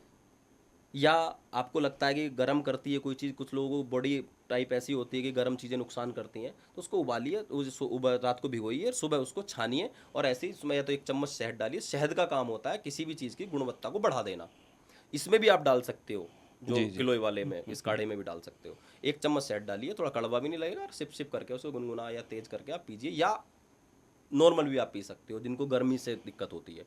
इस गिलोय को रात को भिगो के सुबह नॉर्मल भी पी लेनी चाहिए। जी जी। डायबिटीज वालों के लिए भी अच्छा है, आपको ब्लड को साफ करने के लिए भी अच्छा है, कोलेस्ट्रॉल के लिए भी अच्छी है। गिलोय के ऊपर तो स्वामी रामदेव जी ने इतना वो बड़ा माता बुलाते हैं उसको। हाँ, एक बार तो गिलोय मिलनी मुश्किल हो गई थी देश बिल्कुल के अंदर। बिल्कुल बिल्कुल। इम्यून सिस्टम को स्ट्रॉन्ग करती है, प्लेटलेट्स को बढ़ाती है। अब मेरी एक बात समझिए आप, जैसे कि सुबह दातून करते थे, ठीक है, तो शरीर में पहले ही एक कड़वा वो चला जाता था, क्योंकि शरीर मीठा पाने का आदी है पर कड़वा नहीं लेता। हमने उसको सत्य बंद को कर, स्वीकारता नहीं है। जी जी जी, हमने उसको बंद करके ब्रश करना चालू कर दिया, क्योंकि वो देखने में बड़ा कूल लगता है। समझ रहे हैं ना आप? उसके चक्कर में क्या हुआ कि एक ब्रश के जो पेस्ट होता है उसमें फ्लोराइड डलती है, हम्म। और वो जो फ्लोराइड है वो जो आपकी पीनियल ग्लैंड है उसको शॉर्ट कर रही है वो। मुझे अभी भी याद है कि मेरे पिताजी के समय में जब हम लोग छोटे थे, पिताजी के दोस्त आते थे, तो उनसे अब चर्चा होती थी कि अरे परमात्मा एक है, आत्मा की शक्ति को बढ़ाना चाहिए ताकि परमात्मा से मेल हो सके। भव सागर से पार हो जाना चाहिए। और अलग अलग चौपाइयाँ, ठीक है, कि गुरु बिन भव निधि तरह ही न कोई, चाहे बिरंच शंकर सम होई, ठीक है, इस तरह की अलग अलग बातें होती थी। तो एक चर्चा चलती थी आत्मा परमात्मा की। जैसे ही वो जनरेशन धीरे धीरे गायब हुई है, आप नई जनरेशन में किसी को इस तरह की बातें करते नहीं पाएंगे। नई जनरेशन में नया नौटंकी चलता है कि हमारी तनख्वाह तो इतनी हो गई है, कल एक गाड़ी लाए थे, परसों बाइक लाए थे, और इधर देखिए अभी इधर तीर मार रहे हैं, उधर तीर मार रहे हैं। मुझे ऐसा लगता था उस जमाने में कि पिताजी पता नहीं कैसी बकवास करते हैं, और जो लोग ऐसी बातें करते हैं, देखो कितने बुद्धिमान लोग हैं, उनके पास कितना पैसा वैभव है। अब लगता है कि यार पिताजी क्या थे, क्या बात करते क्या थे। बात करते थे, और ये गधे अभी भी वैसी ही बातें कर रहे हैं। एक काम करना, जरा डालना फ्लोराइड का इम्पैक्ट पीनियल ग्लैंड पे क्या है, तू डाल बे, तेरे को टाइम लगता है यार सत्यम, तू वहाँ बैठ जा। फ्लोराइड का इम्पैक्ट क्या है पिनियल, वो पिनियल ग्लैंड को खत्म करता जा रहा है, जो ब्रश में डालते हैं वो लोग फ्लोराइड। वो पिनियल ग्लैंड को, जो आत्मा परमात्मा की सोच आती है ना आपके मन में, एक सोच है वो आती रहती है कि आखिर संसार में क्या करने आए हैं हम लोग, उस सोच को खत्म किया जा रहा है। विचार शक्ति कम हो रही विचार शक्ति कम हो रही। फ्लोराइड इम्पैक्ट, हाँ पिनियल ग्लैंड पे दिखा, आ गया नीचे आ गया, ठीक है। Fluoride can impact the pineal gland potential and leading to decreased melatonin production and increased, क्या है ये, calcification. The pineal gland locate outside the pineal gland के ऊपर फ्लोराइड का और एक और चीज़ का बहुत इम्पैक्ट हो रहा है, टीवी की वेव्स का, या जो वाईफाई की वेव्स है। तीसरा इम्पैक्ट हो रहा है जो, क्या कहते हैं उसे, जो कोक और वो सब जिस डब्बे में नहीं आते, जो कैन जो आते हैं बियर के, और जो कैन नहीं आते, उसका इम्पैक्ट होता है। तीनों का इम्पैक्ट आपके ग्लैंड पे होता है, और तीनों को खूब दबा के परोसा गया है पिछले 30 सालों में, 35 सालों में, अगर आप देखेंगे आप तो। इसलिए बातें बंद हो गई, मुझे ऐसा लगता है। आप सच बोल रहे हैं, क्योंकि हमारे जो बचपन में जाओगे, तो हम भी जब छोटे थे तो हमारी दादी या हमारे बाबा जी के पास बैठते थे तो यही सब बातें सुनने को मिलती थी। जी। कहीं कोई चौपाई, कोई किसी धर्म ग्रंथ की बातें, कहानियां भी बड़ी शिक्षाप्रद होती थी। और आज का समय, मैं दूसरों को नहीं कहूँगा, मैं छोटे बच्चों को कह रहा हूँ, आज का समय तो जो 5 साल का बच्चा भी है वो भी लैम्बोर्गिनी की बात करता है। ठीक है, आगे बढ़ने के विचार करने चाहिए, पर जब यही सोच होती चली जाएगी ना जीवन में, इसी तरीके की चीज़ें होती चली जाएगी। ये ब्रश से आप इसको आप ऐसे भी समझ सकते हो कि सोचने की शक्ति भी कम हो रही है। और एक और चीज़ बताऊं, मैं अभी की मुश्किल से 1 महीने पहले एक डेंटिस्ट स्वामी रामदेव जी के साथ लाइव आ रहे थे, तो उन्होंने स्पष्ट कहा कि जो ये जितने भी ये करते हो ना आप, मैं नाम नहीं लूँगा, फिर निकलता एक ही है मुंह से, तो सबको ऐसा ही लगता है वही है, उसी की बात हो रही खाली, है सब वही, मतलब हाँ, उसी तरीके के। तो कहीं जो जितना आप रगड़ रहे हो, एक तो आप दांतों की पॉलिश कम कर रहे हो, मैं अब फिजिकल में आ रहा हूँ पूरा। दूसरा, माउथ कैंसर का सबसे बड़ा कारण आपका ये टूथपेस्ट है, सबसे बड़ा कारण माउथ कैंसर का, लेकिन कोई ध्यान नहीं दे रहा। किसी के कोई कट लगा है, उस डॉक्टर ने फिर एक बात कही कि यार अब ये रोका तो नहीं जा सकता, इस तरफ तो कोई नहीं सोचेगा जिस तरफ आपने सोचा है कि सोचने की शक्ति कम हो रही है, जी, इस जी, तरफ जी, तो अभी स्वामी जी ने नहीं बोला, ये तो आपने एक अच्छी रिसर्च की, मैंने भी नहीं पढ़ा, मैं आपको बिल्कुल फ्रैंकली बताऊं, लेकिन मैं वो बता देता हूं जो मैंने पढ़ा और सुना है। ये कैंसर का कारण और दांतों की पॉलिश यानी मसूड़े वीक, तो उन्होंने फिर एक उसका उपाय बताया। उन्होंने कहा कि जब ब्रश करने के बाद तब तक कुल्ला करते रहो जब तक दूधिया पानी ना आए, आता रहे, जब तक आपका वाइट पानी ना आता रहे, तब तक कुल्ला करते रहो, ताकि सब निकल जाए, ताकि सब निकल जाए। भाई हम भी ब्रश करते हैं, बचपन में तो हमने गुरुकुल में हमें ब्रश मिलते ही नहीं थे, हमारे गुरुकुल में तो ब्रश अलाउ ही नहीं था, चोटी रख के पूरी, मतलब गुरुकुलीय परंपरा जो टीवियों में देखे होंगे आप लोगों ने, हमने वो जिंदगी जी है। सुबह 4 बजे उठना और फिर मंत्र पाठ करना, फिर सोच के लिए जाना, फिर आसन योगासन करना, फिर यज्ञ करना, फिर उसके बाद पढ़ाई, नाश्ता करना, फिर पढ़ाई करनी, फिर स्वाध्याय। आप अभी भी रोज यज्ञ करते हैं सुबह शाम? डेली यज्ञ नहीं कर पाता। अच्छा, नहीं कर पाते। हाँ, वो अब थोड़ा सा, क्योंकि क्लास उस समय होती है मेरी सुबह, मैं 5 बजे उठता हूँ। मैं तो ये नहीं कहूँगा कि मैं 3 बजे उठता हूँ, पर मैं 5 बजे उठता हूँ, क्योंकि मेरा सोने में 11 बज जाते हैं मेरे खुद के भी, तो 11 से 5 मेरी फिक्स नींद है, साउंड स्लीप है, उसमें मुझे पता नहीं होता कि मैं कहाँ पड़ा, इधर सोऊंगा, इधर मेरा अलार्म बज जाएगा, अच्छा, और 2 कितने मिनट मुझे लकी हो जरूर यार कष्ट आप, होता है, कितने लकी हो आप। लेकिन मुझे कष्ट होता है सुबह उठने जी में। जी। मुझे ऐसा लगता है कि यार ये क्या काम ले लिया कि सुबह उठना पड़ता है। लेकिन मेरी 6 बजे क्लास होती है और 1 घंटा मुझे भी चाहिए अपने आप को। तो हमने गुरुकुल में तो वही नीम की दातुन तोड़ते थे, शाम को 3-4 अपने मित्र होते थे, हम बैठ जाते थे छत पर और दांत रगड़ते थे आराम से बैठे हुए, बात कर रहे हैं, आधा घंटा में मिलता था, खेल लो, घूम लो, कूद लो या कुछ कर लो, तो उसमें 3-4 दोस्त बैठ के दांत रगड़ते थे 6, 7, 8, 9th क्लास तक। फिर 9th में समझदार हो गए, ब्रश ले आए।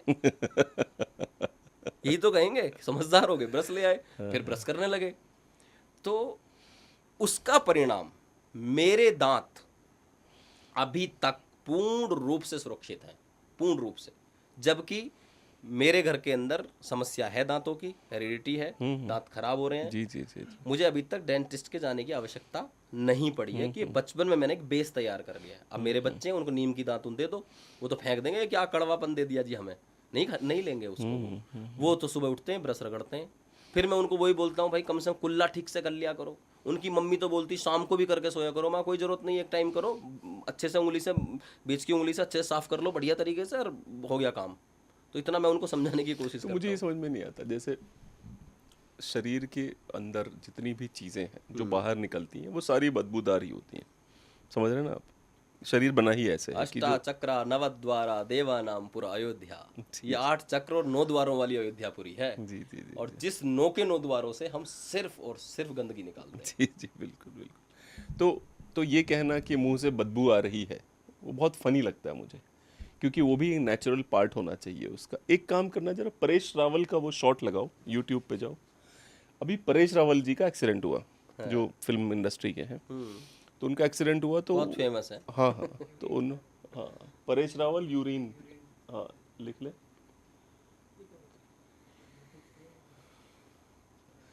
तो वो बता रहे थे कि किस प्रकार से जो है घुटना वो चटक गया था उनका, ठीक है। ऐसा है। और शुरू से क्या हो गया, वीरू देवगन साहब आए थे, मैं नानावटी में था, किसी को मिलने आए होंगे, पता चला परेश है यहाँ पे। क्या हो गया तुझे? मैंने उन दिन सर ये मैं गिर गया। अच्छा कैसा है? मैंने अभी 3-4 दिन हुए हैं। मैं बोलूँगा वो करेगा? बोला क्या करेगा? बोला हाँ मैं करूँगा सर। बोलिए। सुबह उठ के फर्स्ट यूरिन पीना अपना, फर्स्ट यूरिन पीना। सब फाइटर लोग ये करते हैं, कोई तकलीफ नहीं रहेगी, कभी कुछ नहीं होगा, फर्स्ट यूरिन पीना। लेकिन अगली रात को दारू बनो, दारू तो बंद है मेरा। मटन बटन कुछ मत खाना, तम्बाकू वमाकू कुछ मत खाना, जो खाता है नॉर्मल खाना, लेकिन फर्स्ट यूरिन सुबह उठ के पीना। ठीक है यार मैं पीऊंगा पक्का, ठीक है तो देखना तू। वो चले गए। दूसरे दिन मैं सुबह अपने आप को तैयार किया, लेकिन मैंने ये सोचा था कि अगर मुझे यूरिन पीना ही है तो मैं तो उड़ेल नहीं दूंगा, I sip it like a beer, क्योंकि अगर करना है तो पूरे तरीके से करना है। मैं आपको बताऊं 15 दिन मैंने ये किया। 15 दिन के बाद जब एक्सरे निकाला गया, डॉक्टर दंग रह गए, बोलते सीमेंटिंग कैसे हुआ। और जो मैं निकलने वाला था 2 या 2.5 महीने में अस्पताल के बाद काम करने वाला था, with in month and half में शुरू हो गए। ये जादू हुआ, इसको शिवाम्बू कहते हैं। इतनी ताकत होती है। तो देखो ये भी है, ये जो है। अच्छा इसमें जानते, फर्स्ट यूनिट जानते कौन पी सकता है? बताइए कौन पी सकता है? आप पी सकते हैं, क्योंकि आप बीच में नहीं उठते हो। हाँ, समझ रहे हो ना आप। हम जैसे लोग, हमारा हमें ये नहीं, मेरे रात को 4 बार नींद खुलती है बाथरूम जाने के लिए। हाँ, तो मैं ये नहीं कह सकता कि मेरा फर्स्ट यूरिन क्या हुआ। लेकिन हाँ ये है कि इन्होंने ये बहुत बड़ी बात बोली है। अब आप इस पर रिसर्च करिएगा और मुझे बताइएगा। मुरारजी देसाई के बारे में फेमस है, वो भी पहले यूरिन पीते थे। हाँ, मैंने भी इसके बारे में वैसे सुना है, लेकिन मैंने पढ़ा ऐसा कोई कहीं नहीं है इसके विषय में, कि कहीं आयुर्वेद में या योग में या किसी हमारे जो योग गुरु हैं उनको बोलते हुए। हो सकता है कि ये चिकित्सा पद्धति हो सकती है, क्योंकि कुछ ऐसी चीज़ें भी होती हैं कि पब्लिकली नहीं बोली जाती। बिल्कुल बिल्कुल। क्योंकि अब इन्होंने बोली है तो इनके अगर आप कमेंट पढ़ोगे जाके, जी जी जी। तो उस कमेंट में निगेटिविटी की भरमार होगी। क्या फर्क पड़ता है? तो इसीलिए हाँ। कुछ लोग इसीलिए कुछ चीज़ों को आम पब्लिक तक ना पहुंचे या कुछ किसी भी कारणवश चीज़ें नहीं बोलते हैं। मेरा अब हम पैर- गौमूत्र के लिए तो बोल देते हैं। मेरा पैर कट जाता बचपन में, जैसे ही कटता तो मैं ही बोलते जाओ पेशाब कर लो। वो चीज़ तो रिकॉर्ड है। वो चीज़ तो मेरी ये उंगली है। यहाँ से हम खेत में हम घर वाले ले जाते थे, हम जैसे गुरुकुल छुट्टी जाते थे 8-9 क्लास में, तो चलो आओ चारा काटेंगे। तो अब मेरे साथ क्या था, मेरा मन तो करता नहीं था काम करने का, मैं खेती के काम का महाचोर व्यक्ति था। तो घर वाले पकड़ कर ले जाते, सबसे छोटा था, अब ले गए, अब दांती चला रहे हो आप, वो ऐसे करके, अब जब मन कर नहीं रहा है तो रपटी एक बार यहाँ से कटी, तो मेरे पापा बोले मेरे भाई, सर इसकी उंगली पे मूड दे। यही शब्द थे उनके। हमारे यहाँ तो ये भी कहा जाता है कि ये किसी की कटी उंगली पे नहीं मूतेगा, ये शब्द बोला जाता है, मतलब जो किसी काम का जो नहीं कि हो। इसका लेकिन मतलब इसके कितना पीछे नेचुरल रहा होगा। कितना मतलब नॉर्मल चीज रही होगी, ये मैं मानता हूँ। फिर ये कटी, अगले बार मैं चला गया, पट्टी उट्टी हुई, छुट्टी हो गई, अब तो काम होना ही नहीं है, अच्छी खासी कट गई। उसके बाद फिर 2-3 महीने बाद छुट्टी फिर आए, फिर सेम उंगली ऐसे कट गई, फिर के भैया यही काम कर। तुरंत के तुरंत ही वो एंटीबायोटिक एंटीसेप्टिक का काम तुरंत के तुरंत कर देता है वो, कि कम से कम उसमें आपको कोई बड़ी बीमारी नहीं रहेगी। जी। लेकिन पीने वाली बात भी बिल्कुल सही है, क्योंकि इसके अंदर देखो, गाय गोमूत्र पीने के लिए भी तो कहा जाता है, बिल्कुल कहा क्योंकि स्वर्ण की मात्रा होती है, बहुत सारे बैक्टीरिया उसके अंदर मारने की ताकत होती है। भाई मेरे पास तो एक ऐसा केस आया, उनको पेट में क्रॉनिक प्रॉब्लम हो गई, लीवर से संबंधित समस्या हो गई। डॉक्टरों ने भी कहा कि भाई काफ़ी समस्या ज़्यादा हो गई है, आपको लंबा इलाज करना पड़ेगा। कि गुरुजी मैं क्या करूं? मगर तू मेरे कहने से एक काम कर ले, गोधन अर्क उठा ला पतंजलि का, गोधन अर्क, मतलब गोमूत्र भी नहीं कहा सीधा सीधा, क्योंकि गोमूत्र पीना बहुत मुश्किल काम होता है, मैं गोधन अर्क पीता हूँ। गोधन अर्क बनता कैसे भाई, कुकर में किसी बड़े से उसमें उसको उबालते हैं और प्रेशर से उसका जो भाप होती है, ठीक कर दे आके तू। हाँ, जो स्टीम होती है, उस स्टीम को वो एकत्रित करते रहते हैं। तो वो एकत्रित स्टीम यानी शुद्ध होके, प्यूरिफाई होके वो एक आ जाता है। तो उसको पिया, मैंने कहा कि तू इसको पी, और कम से कम 30 ml सुबह, 30 ml शाम, 30 ml सुबह, 30 ml शाम, 30 ml गुनगुने पानी के साथ पी। तो उसकी समस्या 30-40 दिन बाद जब रिपोर्ट कराई तो वो चीज़ नॉर्मल हो गई, लीवर की समस्या खत्म हो गई, आंतों की समस्या खत्म हो गई। तो जब भाई गोमूत्र काम करता तो हमारा भी मूत्र काम तो करेगा।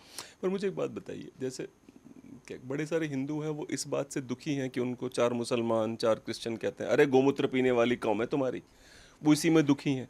जबकि अरब में आज भी, यहाँ तक कि कई लोग कहते हैं जो मुसलमानों के पैगंबर थे मोहम्मद, वो भी कहते थे ऊँट का मूत्र पीना चाहिए।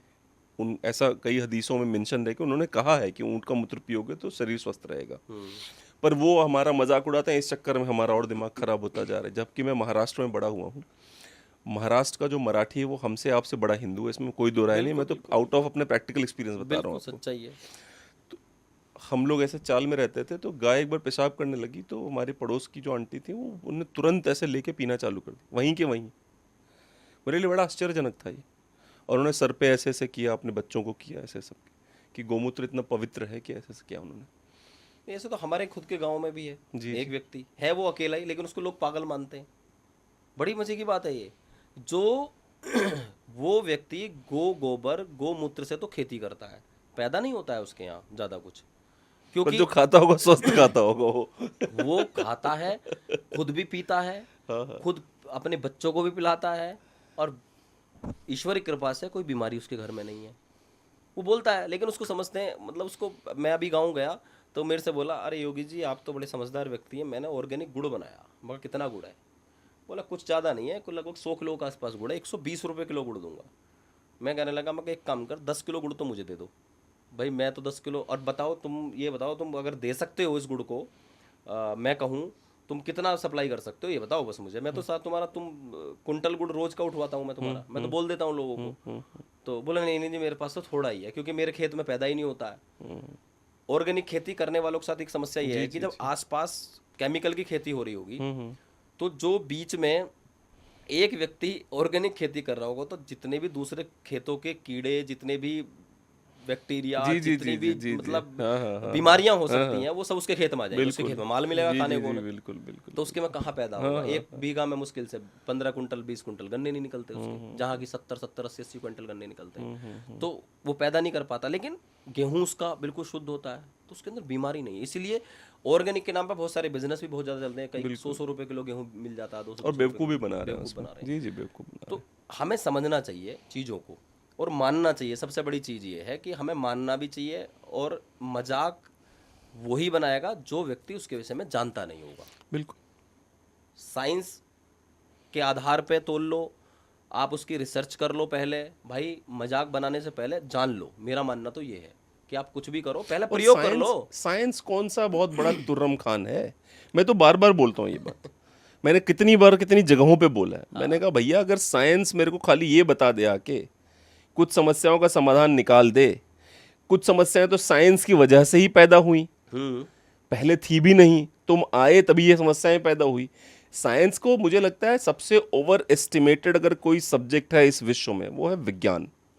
Over estimated subject. मैंने, आपने, मेरे पूर्वजों ने हमें सिर्फ इतना सिखाया कि किस प्रकार से संसार में आना है, अपना जीवन जीना है, ईश्वर को ध्यान लगाना है और ईश्वर की तरफ ही दोबारा चले जाना है। बिल्कुल, है ना? बिल्कुल। हमें ये सिखाया गया कि भाई ब्रश कर, ब्रश के लिए दातून का यूज करो, ये करो। साइंस आ गया अचानक से चीता बनने के लिए कि नहीं नहीं तू पेस्ट कर ले। अच्छा, और समस्या साइंस के अंदर सबसे बड़ी क्या है? जो पैसा देगा उसी के विचार साइंस में दिखाई देंगे आपको। सही बात है। ऐसे हजारों और हजारों हजार रिसर्च मिलेंगे आपको कि जिसने फंडिंग करी है और जिस मुद्दे पे फंडिंग करी है वो प्रूव कर दिया उन्होंने उठा के कि अच्छा ये, क्योंकि जैसी दृष्टि वैसी सृष्टि। तो अगर आप प्रूव करना ही चाहते हो तो कैसा नहीं, उसका बाप भी प्रूव होगा। तो क्या किया उन्होंने? वो प्रूव कर दिया। जिसने पैसा दिया उन्होंने, साइंस ने उसके लिए प्रूव कर दिया आप उठा के। इसको ऐसे समझ लो ना, WHO के विषय में बोलना बड़ा खतरनाक हो जाता है हम लोगों के लिए। ये एक संस्था है और ये ऐसी ऑर्गेनाइजेशन है, ये समय समय पे अपने पैरामीटर्स चेंज करती है। बिल्कुल। आप डायबिटीज को थोड़े दिन पहले लेके आओ, उसका रेशियो कुछ और था, अच्छा, आज कुछ और है। अब से 20 साल पहले कुछ और रेशियो था। क्या होता है जी? उसको फंडिंग होती है, कंपनियों की फंडिंग होती है। ऐसे ही हमारा बीपी, ब्लड प्रेशर का रेशियो कुछ और था, समय समय पे 120/80 था, 140/100 हो रखा है। चेंज करते रहते हैं समय समय पे। हाँ। अरे ये तो ज्यादा हो गया, ये कम हो गया, इसको दवाई कैसे बिकेगी, सबकी फंडिंग हो रही है।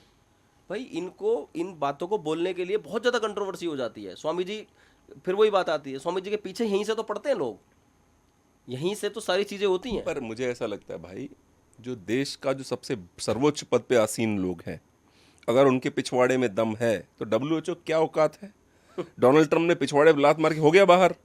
आपको पता है डोनाल्ड ट्रम्प, अमेरिका WHO का हिस्सा ही नहीं है। लगभग 500 मिलियन देता था हर साल उनको, अब वो बाहर हो गया, कहता हाँ तुम चला लो अपना WHO। क्यों? क्योंकि अमेरिका के पीछे पड़े थे। अच्छी खासी फंडिंग करता होगा। बिल्कुल मुझे करता हूँ, actual उसका बिल्कुल, फिगर तो शायद नहीं 50 मिलियन के आसपास है। देखना था WHO को बाहर से कितना पैसा आता है।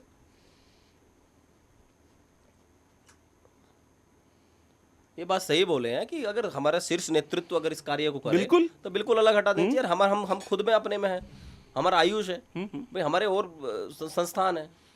और सोचिए, शीर्ष नेतृत्व तो उस व्यक्ति के हाथ में है जिसने 40 वर्ष पूरा देश घूमा है, वो व्यक्ति नहीं कर पा रहा है। खैर बहुत सारी चीजें ऐसी हैं जो नहीं हो पा रही हैं। बताइए, होनी चाहिए। जब होनी चाहिए। आप नहीं आयुर्वेद को और आप नहीं योग को समर्थन करेंगे, केवल 21 मई को है, कब है? योग जून, 21 जून को। हाँ, इंडिया इज, वो बाप रे, देख रहे हो आपके क्या लिखा है? India is a major funding contributor to the World Health Organization, pledging over 300 million for the organization core program from 2025 से 2028। मतलब 3 साल में 300 मिलियन दे रहे हैं, हर साल 100 मिलियन देने वाले हैं। हमारी गरीबी खत्म हो गई ना, लग रहा है।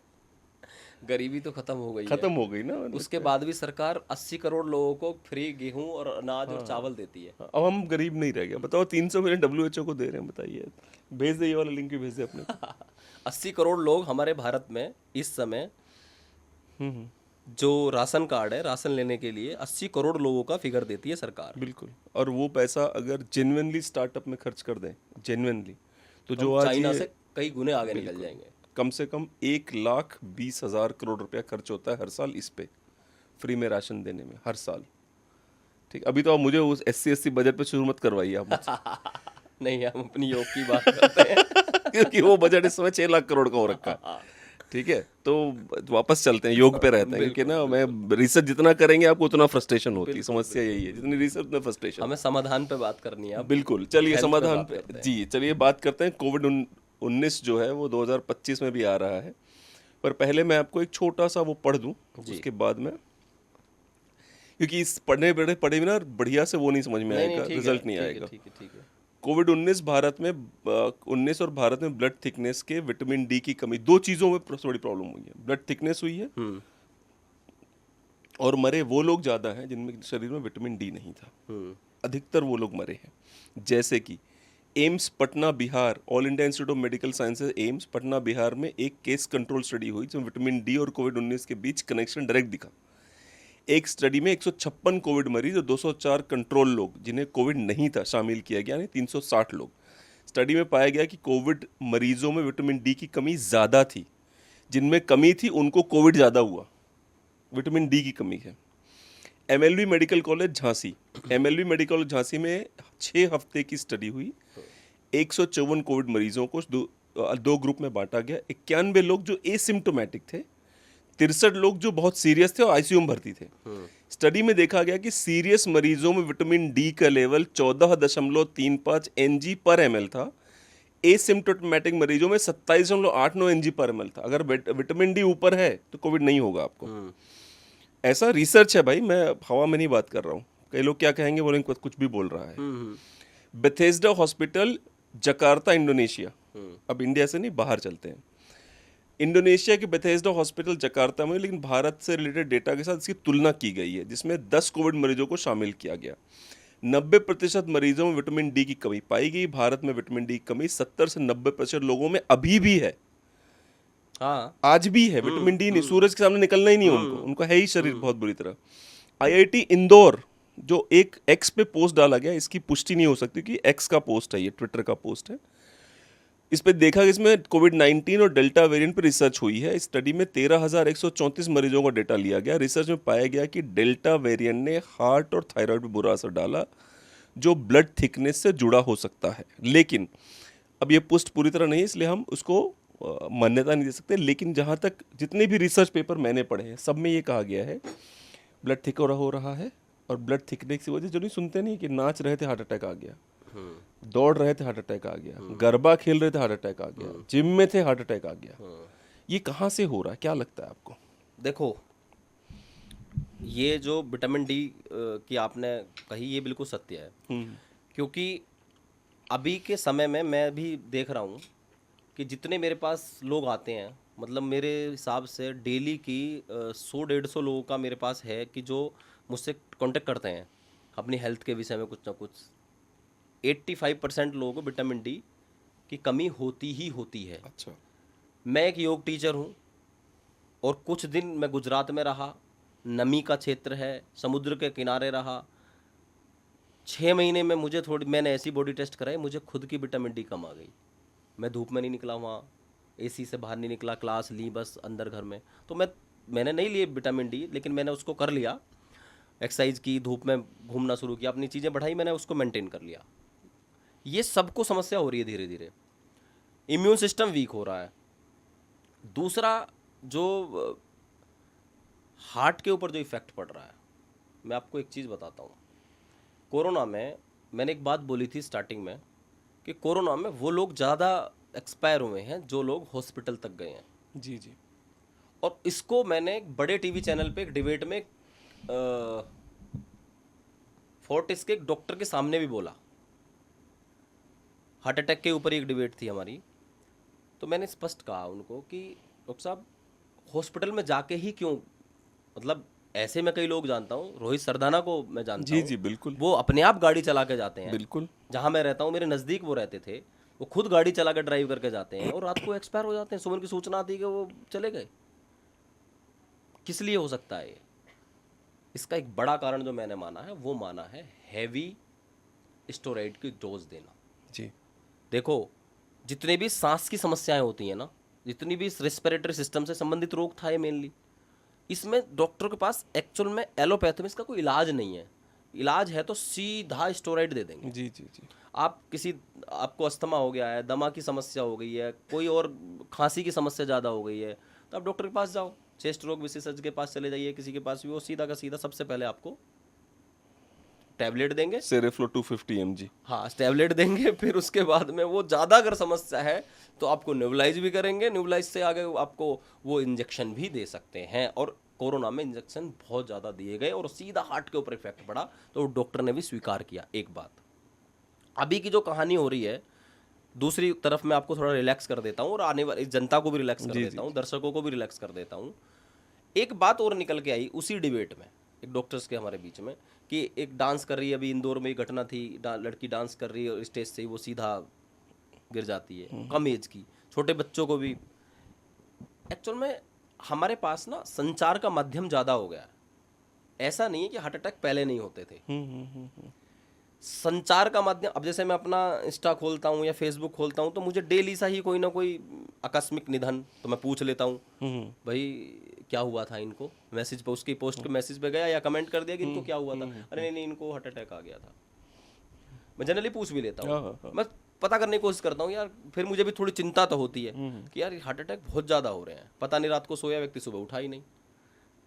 इसका एक संचार का माध्यम ज़्यादा होना, मोबाइल का, सोशल मीडिया का ज़्यादा होना, कि इंदौर में घटना घटी, एक घटना इंदौर में घटी, आपने भी देखी, मैंने भी देखी, इन्होंने भी देखी, इन्होंने भी 10 को बताया, उसको बताया, एकदम से वो बूस्ट हो गई, फैल गई। फिर कोई और दूसरी घटना की, फिर फैल गई वो। आसपास में भी घटना घटी, अभी मेरी एक रिलेटिव थे, मुश्किल से 29 साल का एक लड़का, रात को सोया सुबह उठा ही नहीं, उसको तो पेन भी नहीं हुआ, कार्डियक अरेस्ट हो गया भाई, उसको हार्ट फेल बोल सकते हैं, बीपी लो हुआ, रोग शांति हो गया भाई, वो सूचना भी फैल गई। ऐसे ही बहुत सारी सूचनाएं फैलती हैं। छींक आई, दिमाग की नस फटी, इसके ऊपर एक रिसर्च करवा कर देख लो, दिन के 500-700 लोग तो ऐसे मिल जाएंगे देश के अंदर, दुनिया के अंदर तो मिलेंगे और भी ज़्यादा, केवल छींक आने से दिमाग की नस फटी और ब्रेन हेमरेज हुआ और एक्सपायर। क्योंकि ये न्यूज़ नहीं बनेगी, अब ये न्यूज़ का लायक काम नहीं है। फीवर आया, एक्सपायर हुए, न्यूज़ नहीं बनी। फीवर में कितने लोग मरते हैं डेली, हजारों लोग मरते हैं फीवर के अंदर डेली। उसकी रिसर्च आप कर सकते हो, देख सकते हो कितने फीवर से मरते हैं। देख भाई देख, देखो थोड़ा फीवर से clarity कितनी मिल डेथ होती जाएगी। होंगी। Death by fever in India,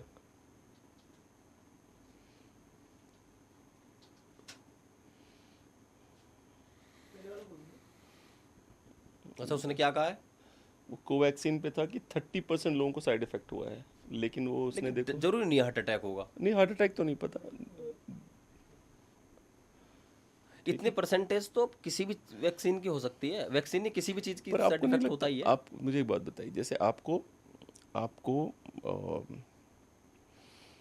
कोई वायरल फीवर हुआ XYZ, और वैक्सीन में क्या होता है, उसी वायरल फीवर के या तो बहुत ही हल्के लेवल के जो वायरसेस हैं वो, या मरे हुए वायरस आपके शरीर में डाले जाते हैं। यही है ना वैक्सीन का कॉन्सेप्ट। तो अगर मेरे को हो ही गया, मेरे को ऑलरेडी कोविड हो चुका है, तो मुझे उसके मरे हुए क्यों डाल रहे हो मेरे शरीर में? भाई मैं तो हो चुका ना, मेरे शरीर में तो ऑलरेडी है। मेरी इम्यूनिटी तो चालू हो गई ना, जब मेरे शरीर में घुसा तभी मेरी इम्यूनिटी चालू हो गई।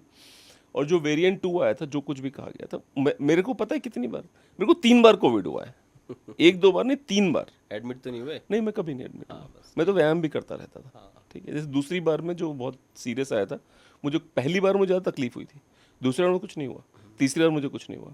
पहली बार मुझे मेरा ना वो भी चालू हो गया, निमोनिया भी चालू हो गया था, जो निमोनिया की प्रॉब्लम नहीं होती, ऐसे ऐसे सीरियस नहीं था, पर ऐसे करने से मुझे यहाँ पे दर्द होता था, तो डॉक्टर ने बोला निमोनिया की शुरुआत है। वो बात और ठीक हो गया मैं।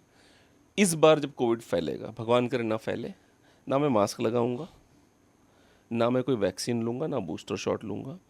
सरकार मुझे जेल में डालती डाल दे भाई, आई डोंट केयर, मैं तैयार हूँ उसके लिए, पर मैं कुछ नहीं करूंगा, इस तरह की कोई भी नॉनसेंस नहीं लगूंगा मैं। बिल्कुल, मैं इसको समर्थन देता हूँ। बस पूरी आपने तरह से मैं इसका समर्थन देता हूँ। जी जी। आपने कोरोना में स्वामी रामदेव जी को मास्क लगाते देखा? नहीं। एक भी फोटो देखी? नहीं देखी है। मैंने तो कोई नहीं देखी, और कोई कहाँ से कहीं आ गई हो तो मुझे नहीं पता, बाकी मैंने उनकी कोई फोटो नहीं देखी। और उनके लगातार योग शिविर चले हैं पतंजलि से, लगातार लाइव आए हैं आस्था चैनल पे। खैर, मैं आने वाले अभी मुझे भी सिंगापुर जाना था, मेरा वीज़ा किसी कारण से रिजेक्ट हुआ आया। मैं ये मान सकता हूँ कि वहाँ इस समय पे हालत थोड़ी गड़बड़ है, और भी कई जगह इस समय अब शुरू हो गया है कोविड। तो मैं अब इसके समाधान की बात करता हूँ। ये तो हुआ, कैसे हुआ, क्या होगा। मैं एक चीज़ कहता हूँ सभी दर्शकों को आपके माध्यम से, कि प्राणायाम प्रतिदिन करना प्रारंभ कर दो। भस्त्रिका प्राणायाम, कपाल भाती प्राणायाम, अनुलोम विलोम प्राणायाम। कपाल भाती प्राणायाम को षटकर्म की क्रिया भी कहा जाता है। मैं इसलिए बोल रहा हूँ कि अभी एक वीडियो में मैंने कहा कि जीवन के अंदर 3 प्राणायाम प्रत्येक व्यक्ति को प्रतिदिन करने ही चाहिए। ये प्राणायाम धरती की संजीवनी बूटी हैं। तो कुछ ज्ञानचंदों ने ज्ञान दिया कि ये कपालभाति प्राणायाम नहीं है, क्रिया है।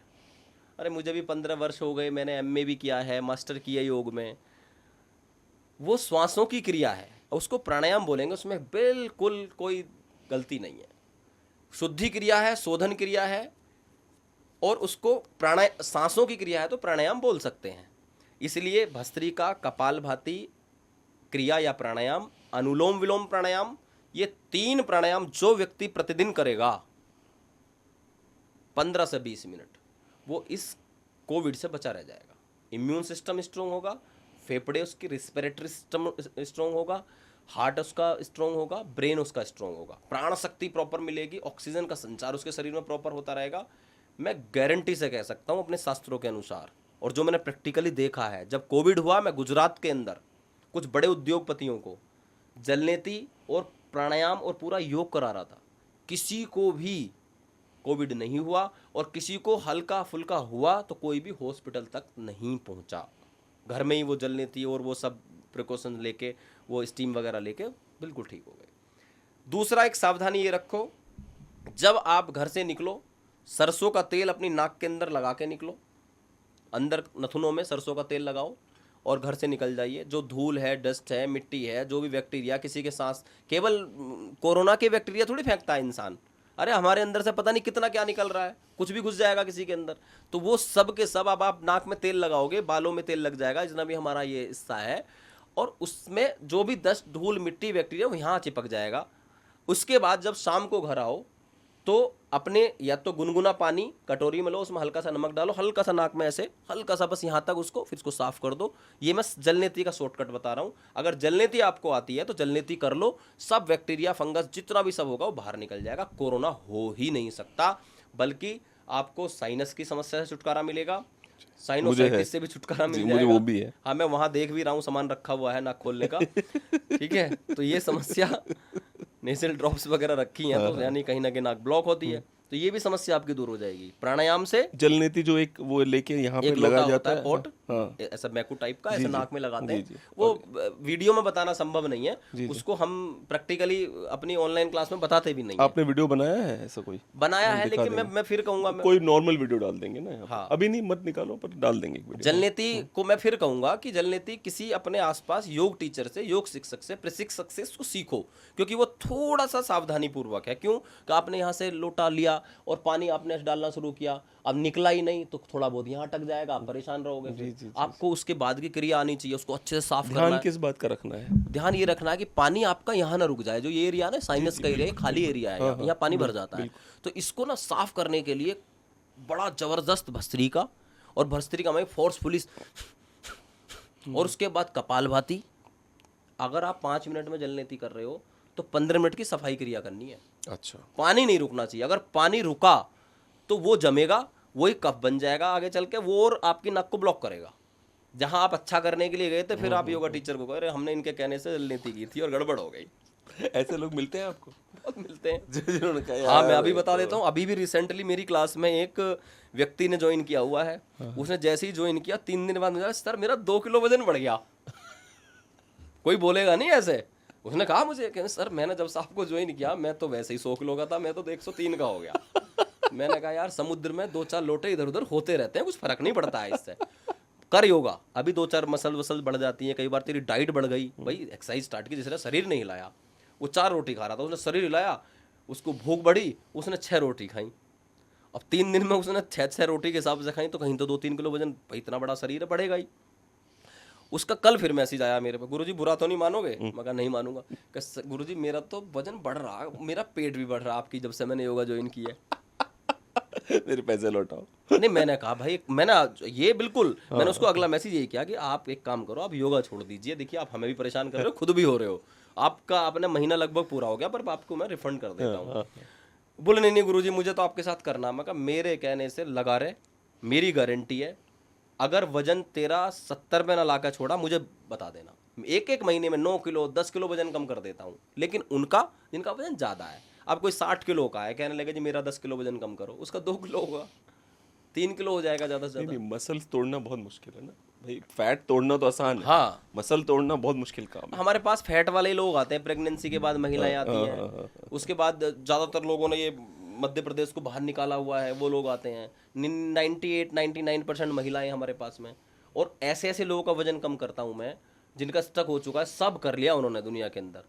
वो वाली बात है ना कि वो एक जूस निकालने वाला, जो गन्ने का जूस निकालने वाला होता है, वो पहले एक बार गन्ने को निकालेगा, दूसरी बार लगाएगा, तीसरी बार निकालने के बाद फिर मुझसे कहेगा ले तू अब इसमें से जूस निकाल के दिखा, रस निकाल के दिखा। तो फिर मैं उसमें नींबू फंसा के उसमें से निकालने की कोशिश करता हूँ। तो मैं प्रयास ये करता हूँ, जिनका स्टक हो चुका है, मैं वीडियो में बोलता हूँ कि जिनका स्टक हो चुका है आप क्लास में आओ। अगर वीडियोस, बहुत सारे लोग तो हमारी वीडियो देख देख के 10-10, 15-15 किलो वजन कम कर लेते हैं। हाई कोर्ट में एक वकील है, उन्होंने 25 किलो वजन तो हमारी वीडियो कम देख देख के कम कर लिया, और अब खुद नहीं अपना बिफोर आफ्टर का फोटो बना के भेजा कि जी मैं ऐसा था, आपने ऐसा कर दिया। मैं कहता अब गुरु दक्षिणा भेज दो भैया। बिल्कुल भेजो दक्षिणा, ये तो गलत बात है, वरना अंगूठा मांग लूंगा। भाई अगर द्रोणाचार्य के साथ यही तो हुआ, उसने देख देख के कर लिया था, उसे अंगूठा ले लिया उन्होंने यार। तो ये है, देखो वेट लॉस कोई बड़ी चीज़ नहीं है, मैं तो इसको कुछ मानता ही नहीं हूँ। हमारे यहाँ लोग आते तो हैं कमर दर्द के लिए कि जी हमें बैक में पेन है या नी में पेन है, तो नी पेन और कमर दर्द तो भूल जाते हैं, फिर वेट लॉस पे लग जाते हैं वो, यानी कमर अच्छा दर्द। मुझे बताइए, मेरे को मुझे मैंने अपने जो बैक का एक्सरे करवाया था, तो उन्होंने कहा था कि जो बिल्कुल नीचे वाली जो होती है ना, वो क्या कहते टेलबोन? हैं, हाँ टेल बोन से ऊपर काफ़ी, मतलब 4-5 ऊपर, L4 L3। हाँ L4 L3 में बल्ज है, वो कह रहे थे।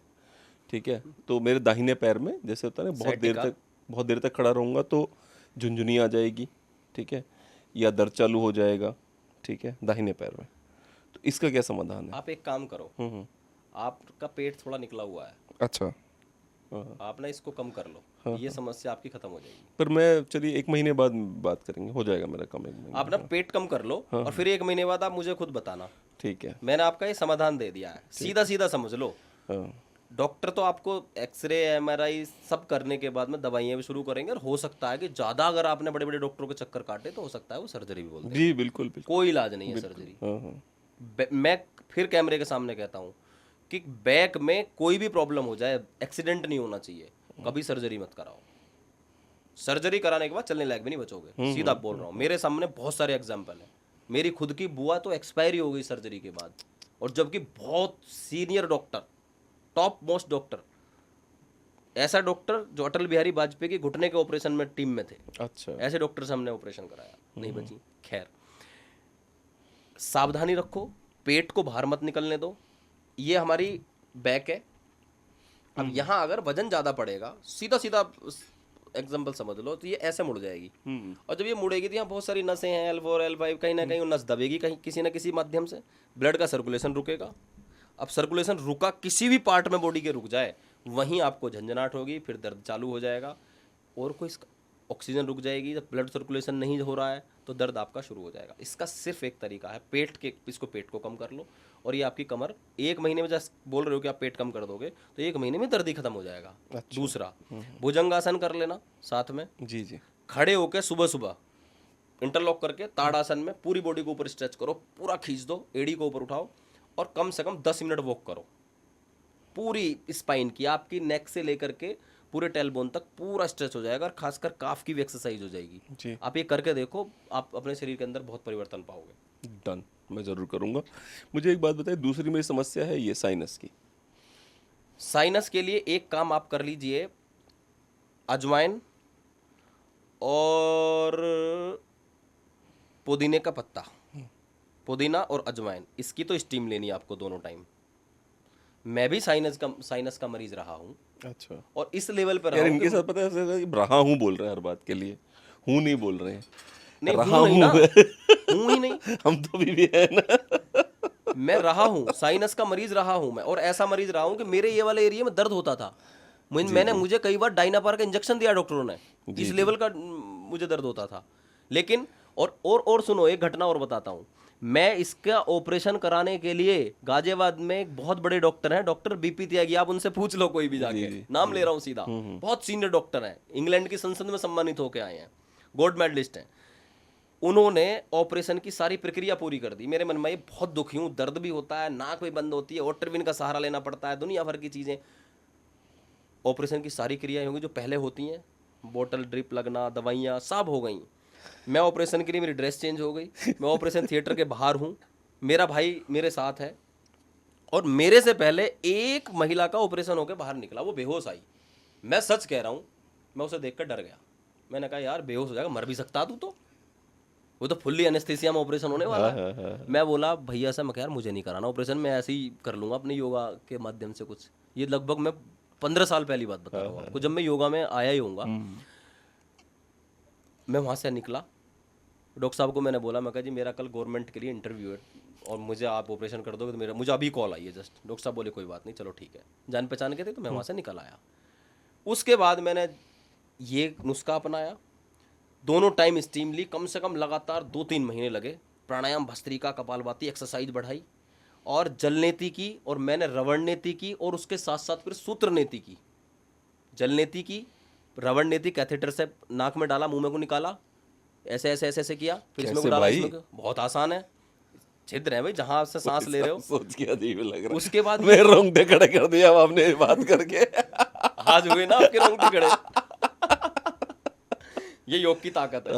देखो इसको बोलते हैं सूत्र नीति। उसमें कैथेटर होता है बिल्कुल प्लेन रबड़ का, तो उसमें पहले नाक में उसको डाला और मुंह में निकल गया, फिर उसको आराम से चलाओ, कोई दिक्कत नहीं है, उसमें कोई दिक्कत नहीं है। दिक्कत परेशानी कहाँ होती है, वो होती है जब सूत्र सूत वाले में जाते हैं। वो कॉटन का होता है और रस्सी सी लिपटी होती है, थोड़ा मोटा होता है। जब वो अंदर जाता है तो पूरा चीरता चला जाता है। पहले 2 दिन तो सांस लेने में, बोलने में इतनी दिक्कत होती है। पूरा ऊपर वाला जहाँ से आप अंदर सांस लेके महसूस करो, ऊपर का जो तलवा है वहाँ से वो निकलता है। और फिर उसको घिसा मैंने अच्छे से, और मुश्किल से 2-3 महीने मुझे लगे, साइनस ख़त्म। अब हमारे इंस्टाग्राम पे जो रिव्यू वाला सेक्शन है हमारा, उसमें देखना कई लोगों की वीडियो मिलेंगी जी मेरा साइनस खत्म हो गया। उन्होंने तो इतना भी नहीं किया, उन्होंने तो केवल योगा, प्राणायाम और स्टीम और ये सब चीज़ें की। इतनी बड़ी समस्या नहीं है। मेरी बड़ी बेटी को भी रहता, तो मैं मैं चाहता हूँ अभी से वो करे, ताकि वो अभी से उसका फिक्स हो जाए। उसको तो सिर्फ इतना करो कि उसको थोड़ी सी स्टीम दिला दिया करो, एक आध बार 2-3 मिनट के लिए। अजवाइन पुदीना के अजवाइन साथ। पुदीने की जी, ज़्यादा मत उसको वो करना, बच्चों को हैबिट नहीं पड़नी चाहिए। बेशक आयुर्वेद ही हो, पर किसी की हर चीज़ की हैबिट किसी की नहीं पड़नी चाहिए। उसको रात को 1-1 बूंद गाय का घी, मतलब पिघला हुआ होना चाहिए, या तो उसको क्या करो कि आप उसको किसी भी चीज़ माध्यम से, उसकी मम्मी उसकी उंगली से उसको नाक में ऐसे लगा दिया करें। डाल दें तो बहुत अच्छा है, पर बच्चे परेशान हो जाएंगे। डालने से क्या होगा, मुंह में वो शो करेगा तो बच्चे इरिटेट करेंगे, दोबारा डलाएंगे। तो लगा दो उसकी नाक में, और थोड़ा उसको एक्सरसाइज ये सब बढ़ाओ, क्योंकि आपसे उसको पहुंच गया एक तरीके से, ऐसा मान सकते हैं। वो बॉक्सिंग जाती है रोज लगभग 1.5 बस घंटे। ठीक है, बहुत एक्सरसाइज वो ठीक हो जाएगी। कोई मतलब आपको दवाई गोली की या इसकी ज़्यादा उसको जरूरत नहीं पड़ेगी। भाई इतना उसको कराओ, बाकी ये ड्राई फ्रूट वगैरह तो खिलाते ही हो। वो तो खाती है। बस बस तो जिमनास्टिक भी कर रही है, बॉक्सिंग कर रही है, उसमें व्यायाम में कमी नहीं है लड़की की, व्यायाम तो बहुत करती है वो। चलिए मेरे पास और एक सवाल बच गया है, अंतिम ही मान लेते हैं उसे। बेली फैट की चर्बी आपने दावा किया 1 महीने में कम कर देते हैं, कैसे? ये 1 महीने में संभव तो नहीं है। ये इसको आप ऐसे मान सकते हैं, देखो मैं तो स्वीकारता हूँ किसी कुछ चीज़ों को, पूरी तरह से फ्लैट नहीं हो सकता। भाई किसी का मान लो बहुत मोटा पेट है, मैंने अभी इसके ऊपर बोला, तो उसका कुछ परसेंट 20-30% 1 महीने में कम होगा, धीरे धीरे उसको लाया जाएगा। ये 1 महीने में या 5 दिन में या 15 दिन में या 21 दिन में, इसका लिखने का उद्देश्य ये होता है कि व्यक्ति उसको देखे और रुके, रुकने के बाद जुड़े, उसको करे, उसको 1 महीने में कुछ उसको रिजल्ट मिलेगा तो रेगुलर करेगा तो वो खत्म हो जाएगी। हमारे शास्त्रों में कहा गया किसी भी चीज को साधना हो तो 21 दिन तक करके कम से देखो। कम। जी जी। अगर आपको किसी आदत को डालना हो, जी जी। सुबह उठने की आदत डालनी है तो 21 दिन उठो, देर से डालनी है तो 21 दिन करो, किसी से मोह हो गया तो 21 दिन बात करनी बंद करके देखो, किसी से प्रेम भाव करना तो 21 दिन तो एक फिक्स है। ये तो है ही 21 दिन। इसलिए हम 21 दिन मैक्सिमम लिखते हैं कि उसको आप लेके तो आओ भाई रूटीन में। ऐसे तो मैंने अपना अभी नवरात्रों के और शादी के दौरान, अभी शादियाँ सीजन चला तो डेली मेरे पे 2 कार्ड 3 कार्ड, कहीं हाजिरी भी लगाने जाओ, अब मतलब इतना बड़ा नेटवर्क हो गया है तो लोग पीछे लगे, नहीं जी एक रसगुल्ला तो ले ही लो गुरुजी, एक तो ले ही लो, अरे जी कुछ नहीं है, एक ये तो ले ही लो। ऐसे करते करते जो है यह हाल हो गया। मेरा 85 किलो वजन हो गया जी, 85 kg वेट हो गया, और वेट भी मेरा शरीर पे कहीं आता नहीं है, मेरे पेट पे आ जाता है। मैंने एक वीडियो बनाई कि बेली फैट कैसे कम करें, उसमें मेरा पेट दिख रहा। अब वो वीडियो 10 मिलियन पार। एक न्यूज चैनल है न्यूज वन इंडिया, जी जी। उसके ओनर अनुराग चड्ढा जी हमारे बड़े अच्छे मित्र हैं, उनका कॉल आया, बोला अरे योगी जी ये आपका पेट दिख रहा है इस वीडियो में, ये तो आप 21 दिनों पेट कम करने की बात कर रहे हो। मैं बोला हो कहाँ? बोले ऑफिस में हूँ। मैं भी संयोग से ऑफिस के आसपास कोई किसी ऑफिस में था, मैं उनके पास पहुंचा सीधा। बोले हम इसे टीवी चलाएंगे, देखिए ये योग गुरु। मैं कहा जी क्यों मेरा नाश कर रहे हो? मैं बोला अब देखो ना, उस वीडियो के 1 महीने बाद मैं मिला, मैं कहा अब देखना ही मेरा पेट कहाँ है। बोले यार अब तो नहीं है तुम्हारा पेट, बहुत बहुत मामूली, ऐसा नहीं कि मेरा पेट उसमें इतना पेट मुश्किल से।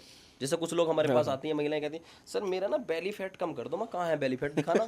तो ऐसे पकड़ लेती हैं ऐसे खालसी, क्योंकि ये रहा बेली फैट। अरे मैं कहा क्या कर रहे हो आप? उनसे पूछो जो ट्रक का टायर लेकर घूम रहे हैं, आपको भी संतुष्टि नहीं मिल रही। तो मतलब उसी फैट पे उन्होंने बोला, कोई ज़्यादा फैट नहीं। फिर भी मैं इतना सावधान हुआ कि मैंने 1 महीने में अपना पेट पूरा पीछे ऐसे लगा दिया। डाइट मैंने बिल्कुल, आप ये कहेंगे कि जी कार्बोहाइड्रेट, 2 रोटी, सुबह स्प्राउट्स, ड्राई फ्रूट, लौकी का जूस, एलोवेरा आंवला जूस, इसके अलावा रात को केवल सब्जी, लौकी उबाल के या तोरी या केवल पपीते को उबाल के, और दोपहर का खाना जो भी था उसमें 2 रोटी और सब्जी, सलाद, छाछ वगैरह। दोपहर खाना ठीक, बाकी बिल्कुल लाइट, कोई कमजोरी नहीं, कोई वीकनेस नहीं। कभी भूख लगी तो सूखा चना जो आता है अपना भुना हुआ, वो गुड़ के साथ ले लिया, फुल एनर्जी देता है। और 8-8 घंटे क्लास लेना, उसके बाद 100 पुशअप्स लगाना, 50-50 वो सपाटे लगाना, ये सब मैंने किए। और जब मैं खा रहा था तब मुझसे वो नहीं हो रहे थे, जब मैंने खाना छोड़ा वो मुझसे सब होने लगे। बिल्कुल बिल्कुल। इतनी एनर्जी मेरे शरीर के अंदर आई, ना गैस ना एसिडिटी। मैं दूसरों को भी कहा कि भाई ये डाइट फॉलो करो, मेरे से ज़्यादा मेहनत तो नहीं करते आप लोग तो उठो, घर से उठे, गाड़ी में बैठे, ऑफिस में बैठ गए, वहाँ से आए, बेड पे खाना खाया, फिर सो गए। और मुझे देखो, सुबह उठता हूँ, फिर क्लास लेता हूँ, खड़े होकर डेडिकेटेड। मेरी एक क्लास में 80-90 लोग होते हैं मेरे बैच, मतलब मैं लोगों को टाइम ही नहीं दे पाता हूँ। सुबह से शाम तक 8 बैच होते हैं, 8 के 8 बैच ऐसे फुल चलते हैं, बिल्कुल वेटिंग रहती है। मात्र 1000 रुपये महीने की फीस कर लेता हूँ। बहुत सेवा, एक तरीके से मैं पब्लिक की सेवा करता हूँ, छोटी सी फीस लेता हूँ। और लेकिन बल्क में लोग मेरे पास रहते हैं। जी। तो उनको कराते कराते भाई कहीं ना कहीं उनको बोलने में एनर्जी लगती है, कराने में, कुछ उनको सिखाने में, बताने में बड़ा लगता है। फिर और जितना मन से करेंगे उतनी एनर्जी ज़्यादा लगती है। और 11 बजे से लेके मतलब 11 से 12 मेरा लास्ट सेशन होता है, तो 10:30 बजे मैं ऑफिस आ जाता हूँ अपना गोड सिटी में। 10:30 से लेके और शाम के 5:30 बजे तक ऑफिस में बैठता हूँ। वहाँ भी मेरी बीच बीच में क्लास होती है, कोई मीटिंग होती है, और शाम को जाके फिर क्लास लेता हूँ 2-3, और उसके बाद फिर रात को बातचीत करके, लोगों से रिप्लाई करके या कोई मीटिंग करके 10:30 बजे बिस्तर में लेटता हूँ। 15 मिनट 20 मिनट में मैं सो जाता हूँ। 11 बजे मैं सोता हूँ, सुबह 5 बजे उठता हूँ। मतलब इधर सोता हूँ, इधर मेरा अलार्म बजता है। ये मैं कहता हूँ कि अब मेरा अलार्म बजने वाला है, तो मेरी नींद ऐसी है, ईश्वर की कृपा से और योग की बहुत बड़ी कृपा है नींद में, क्योंकि मेरे साथ प्रॉब्लम ये है कि मुझे नींद ही नहीं आती। अच्छा, मेरे साथ एक और प्रॉब्लम है कि मैं रात को लगभग 2 बज जाते हैं, क्योंकि अमेरिकन क्लाइंट्स हैं, उनसे बात करनी होती है। तो 2 बजे सोता हूँ मैं, 9 बजे उठता हूँ। पर वो 2 बजे साउंड स्लीप जो शब्द होता है ना, साउंड स्लीप, उसको पाए हुए सदियाँ गुजर गई हैं मेरी। साउंड स्लीप नहीं मिलती मुझे। कारण है कि आपका काम ऐसा है, तो सुबह देर से उठते होगे 9 बजे तक। मैं लेकिन इसको ना गलत नहीं मानता हूँ। कोई कहे कि जी मैं तो 3 बजे तक मेरा काम है, मैं उससे कहने लगूँ तू 5 बजे उठ, कैसे उठेगा भाई? आपको अगर आप 3 बजे सो रहे हो तो 10 बजे उठो, कोई प्रॉब्लम नहीं। आपको 6-7 घंटे सोना है भाई।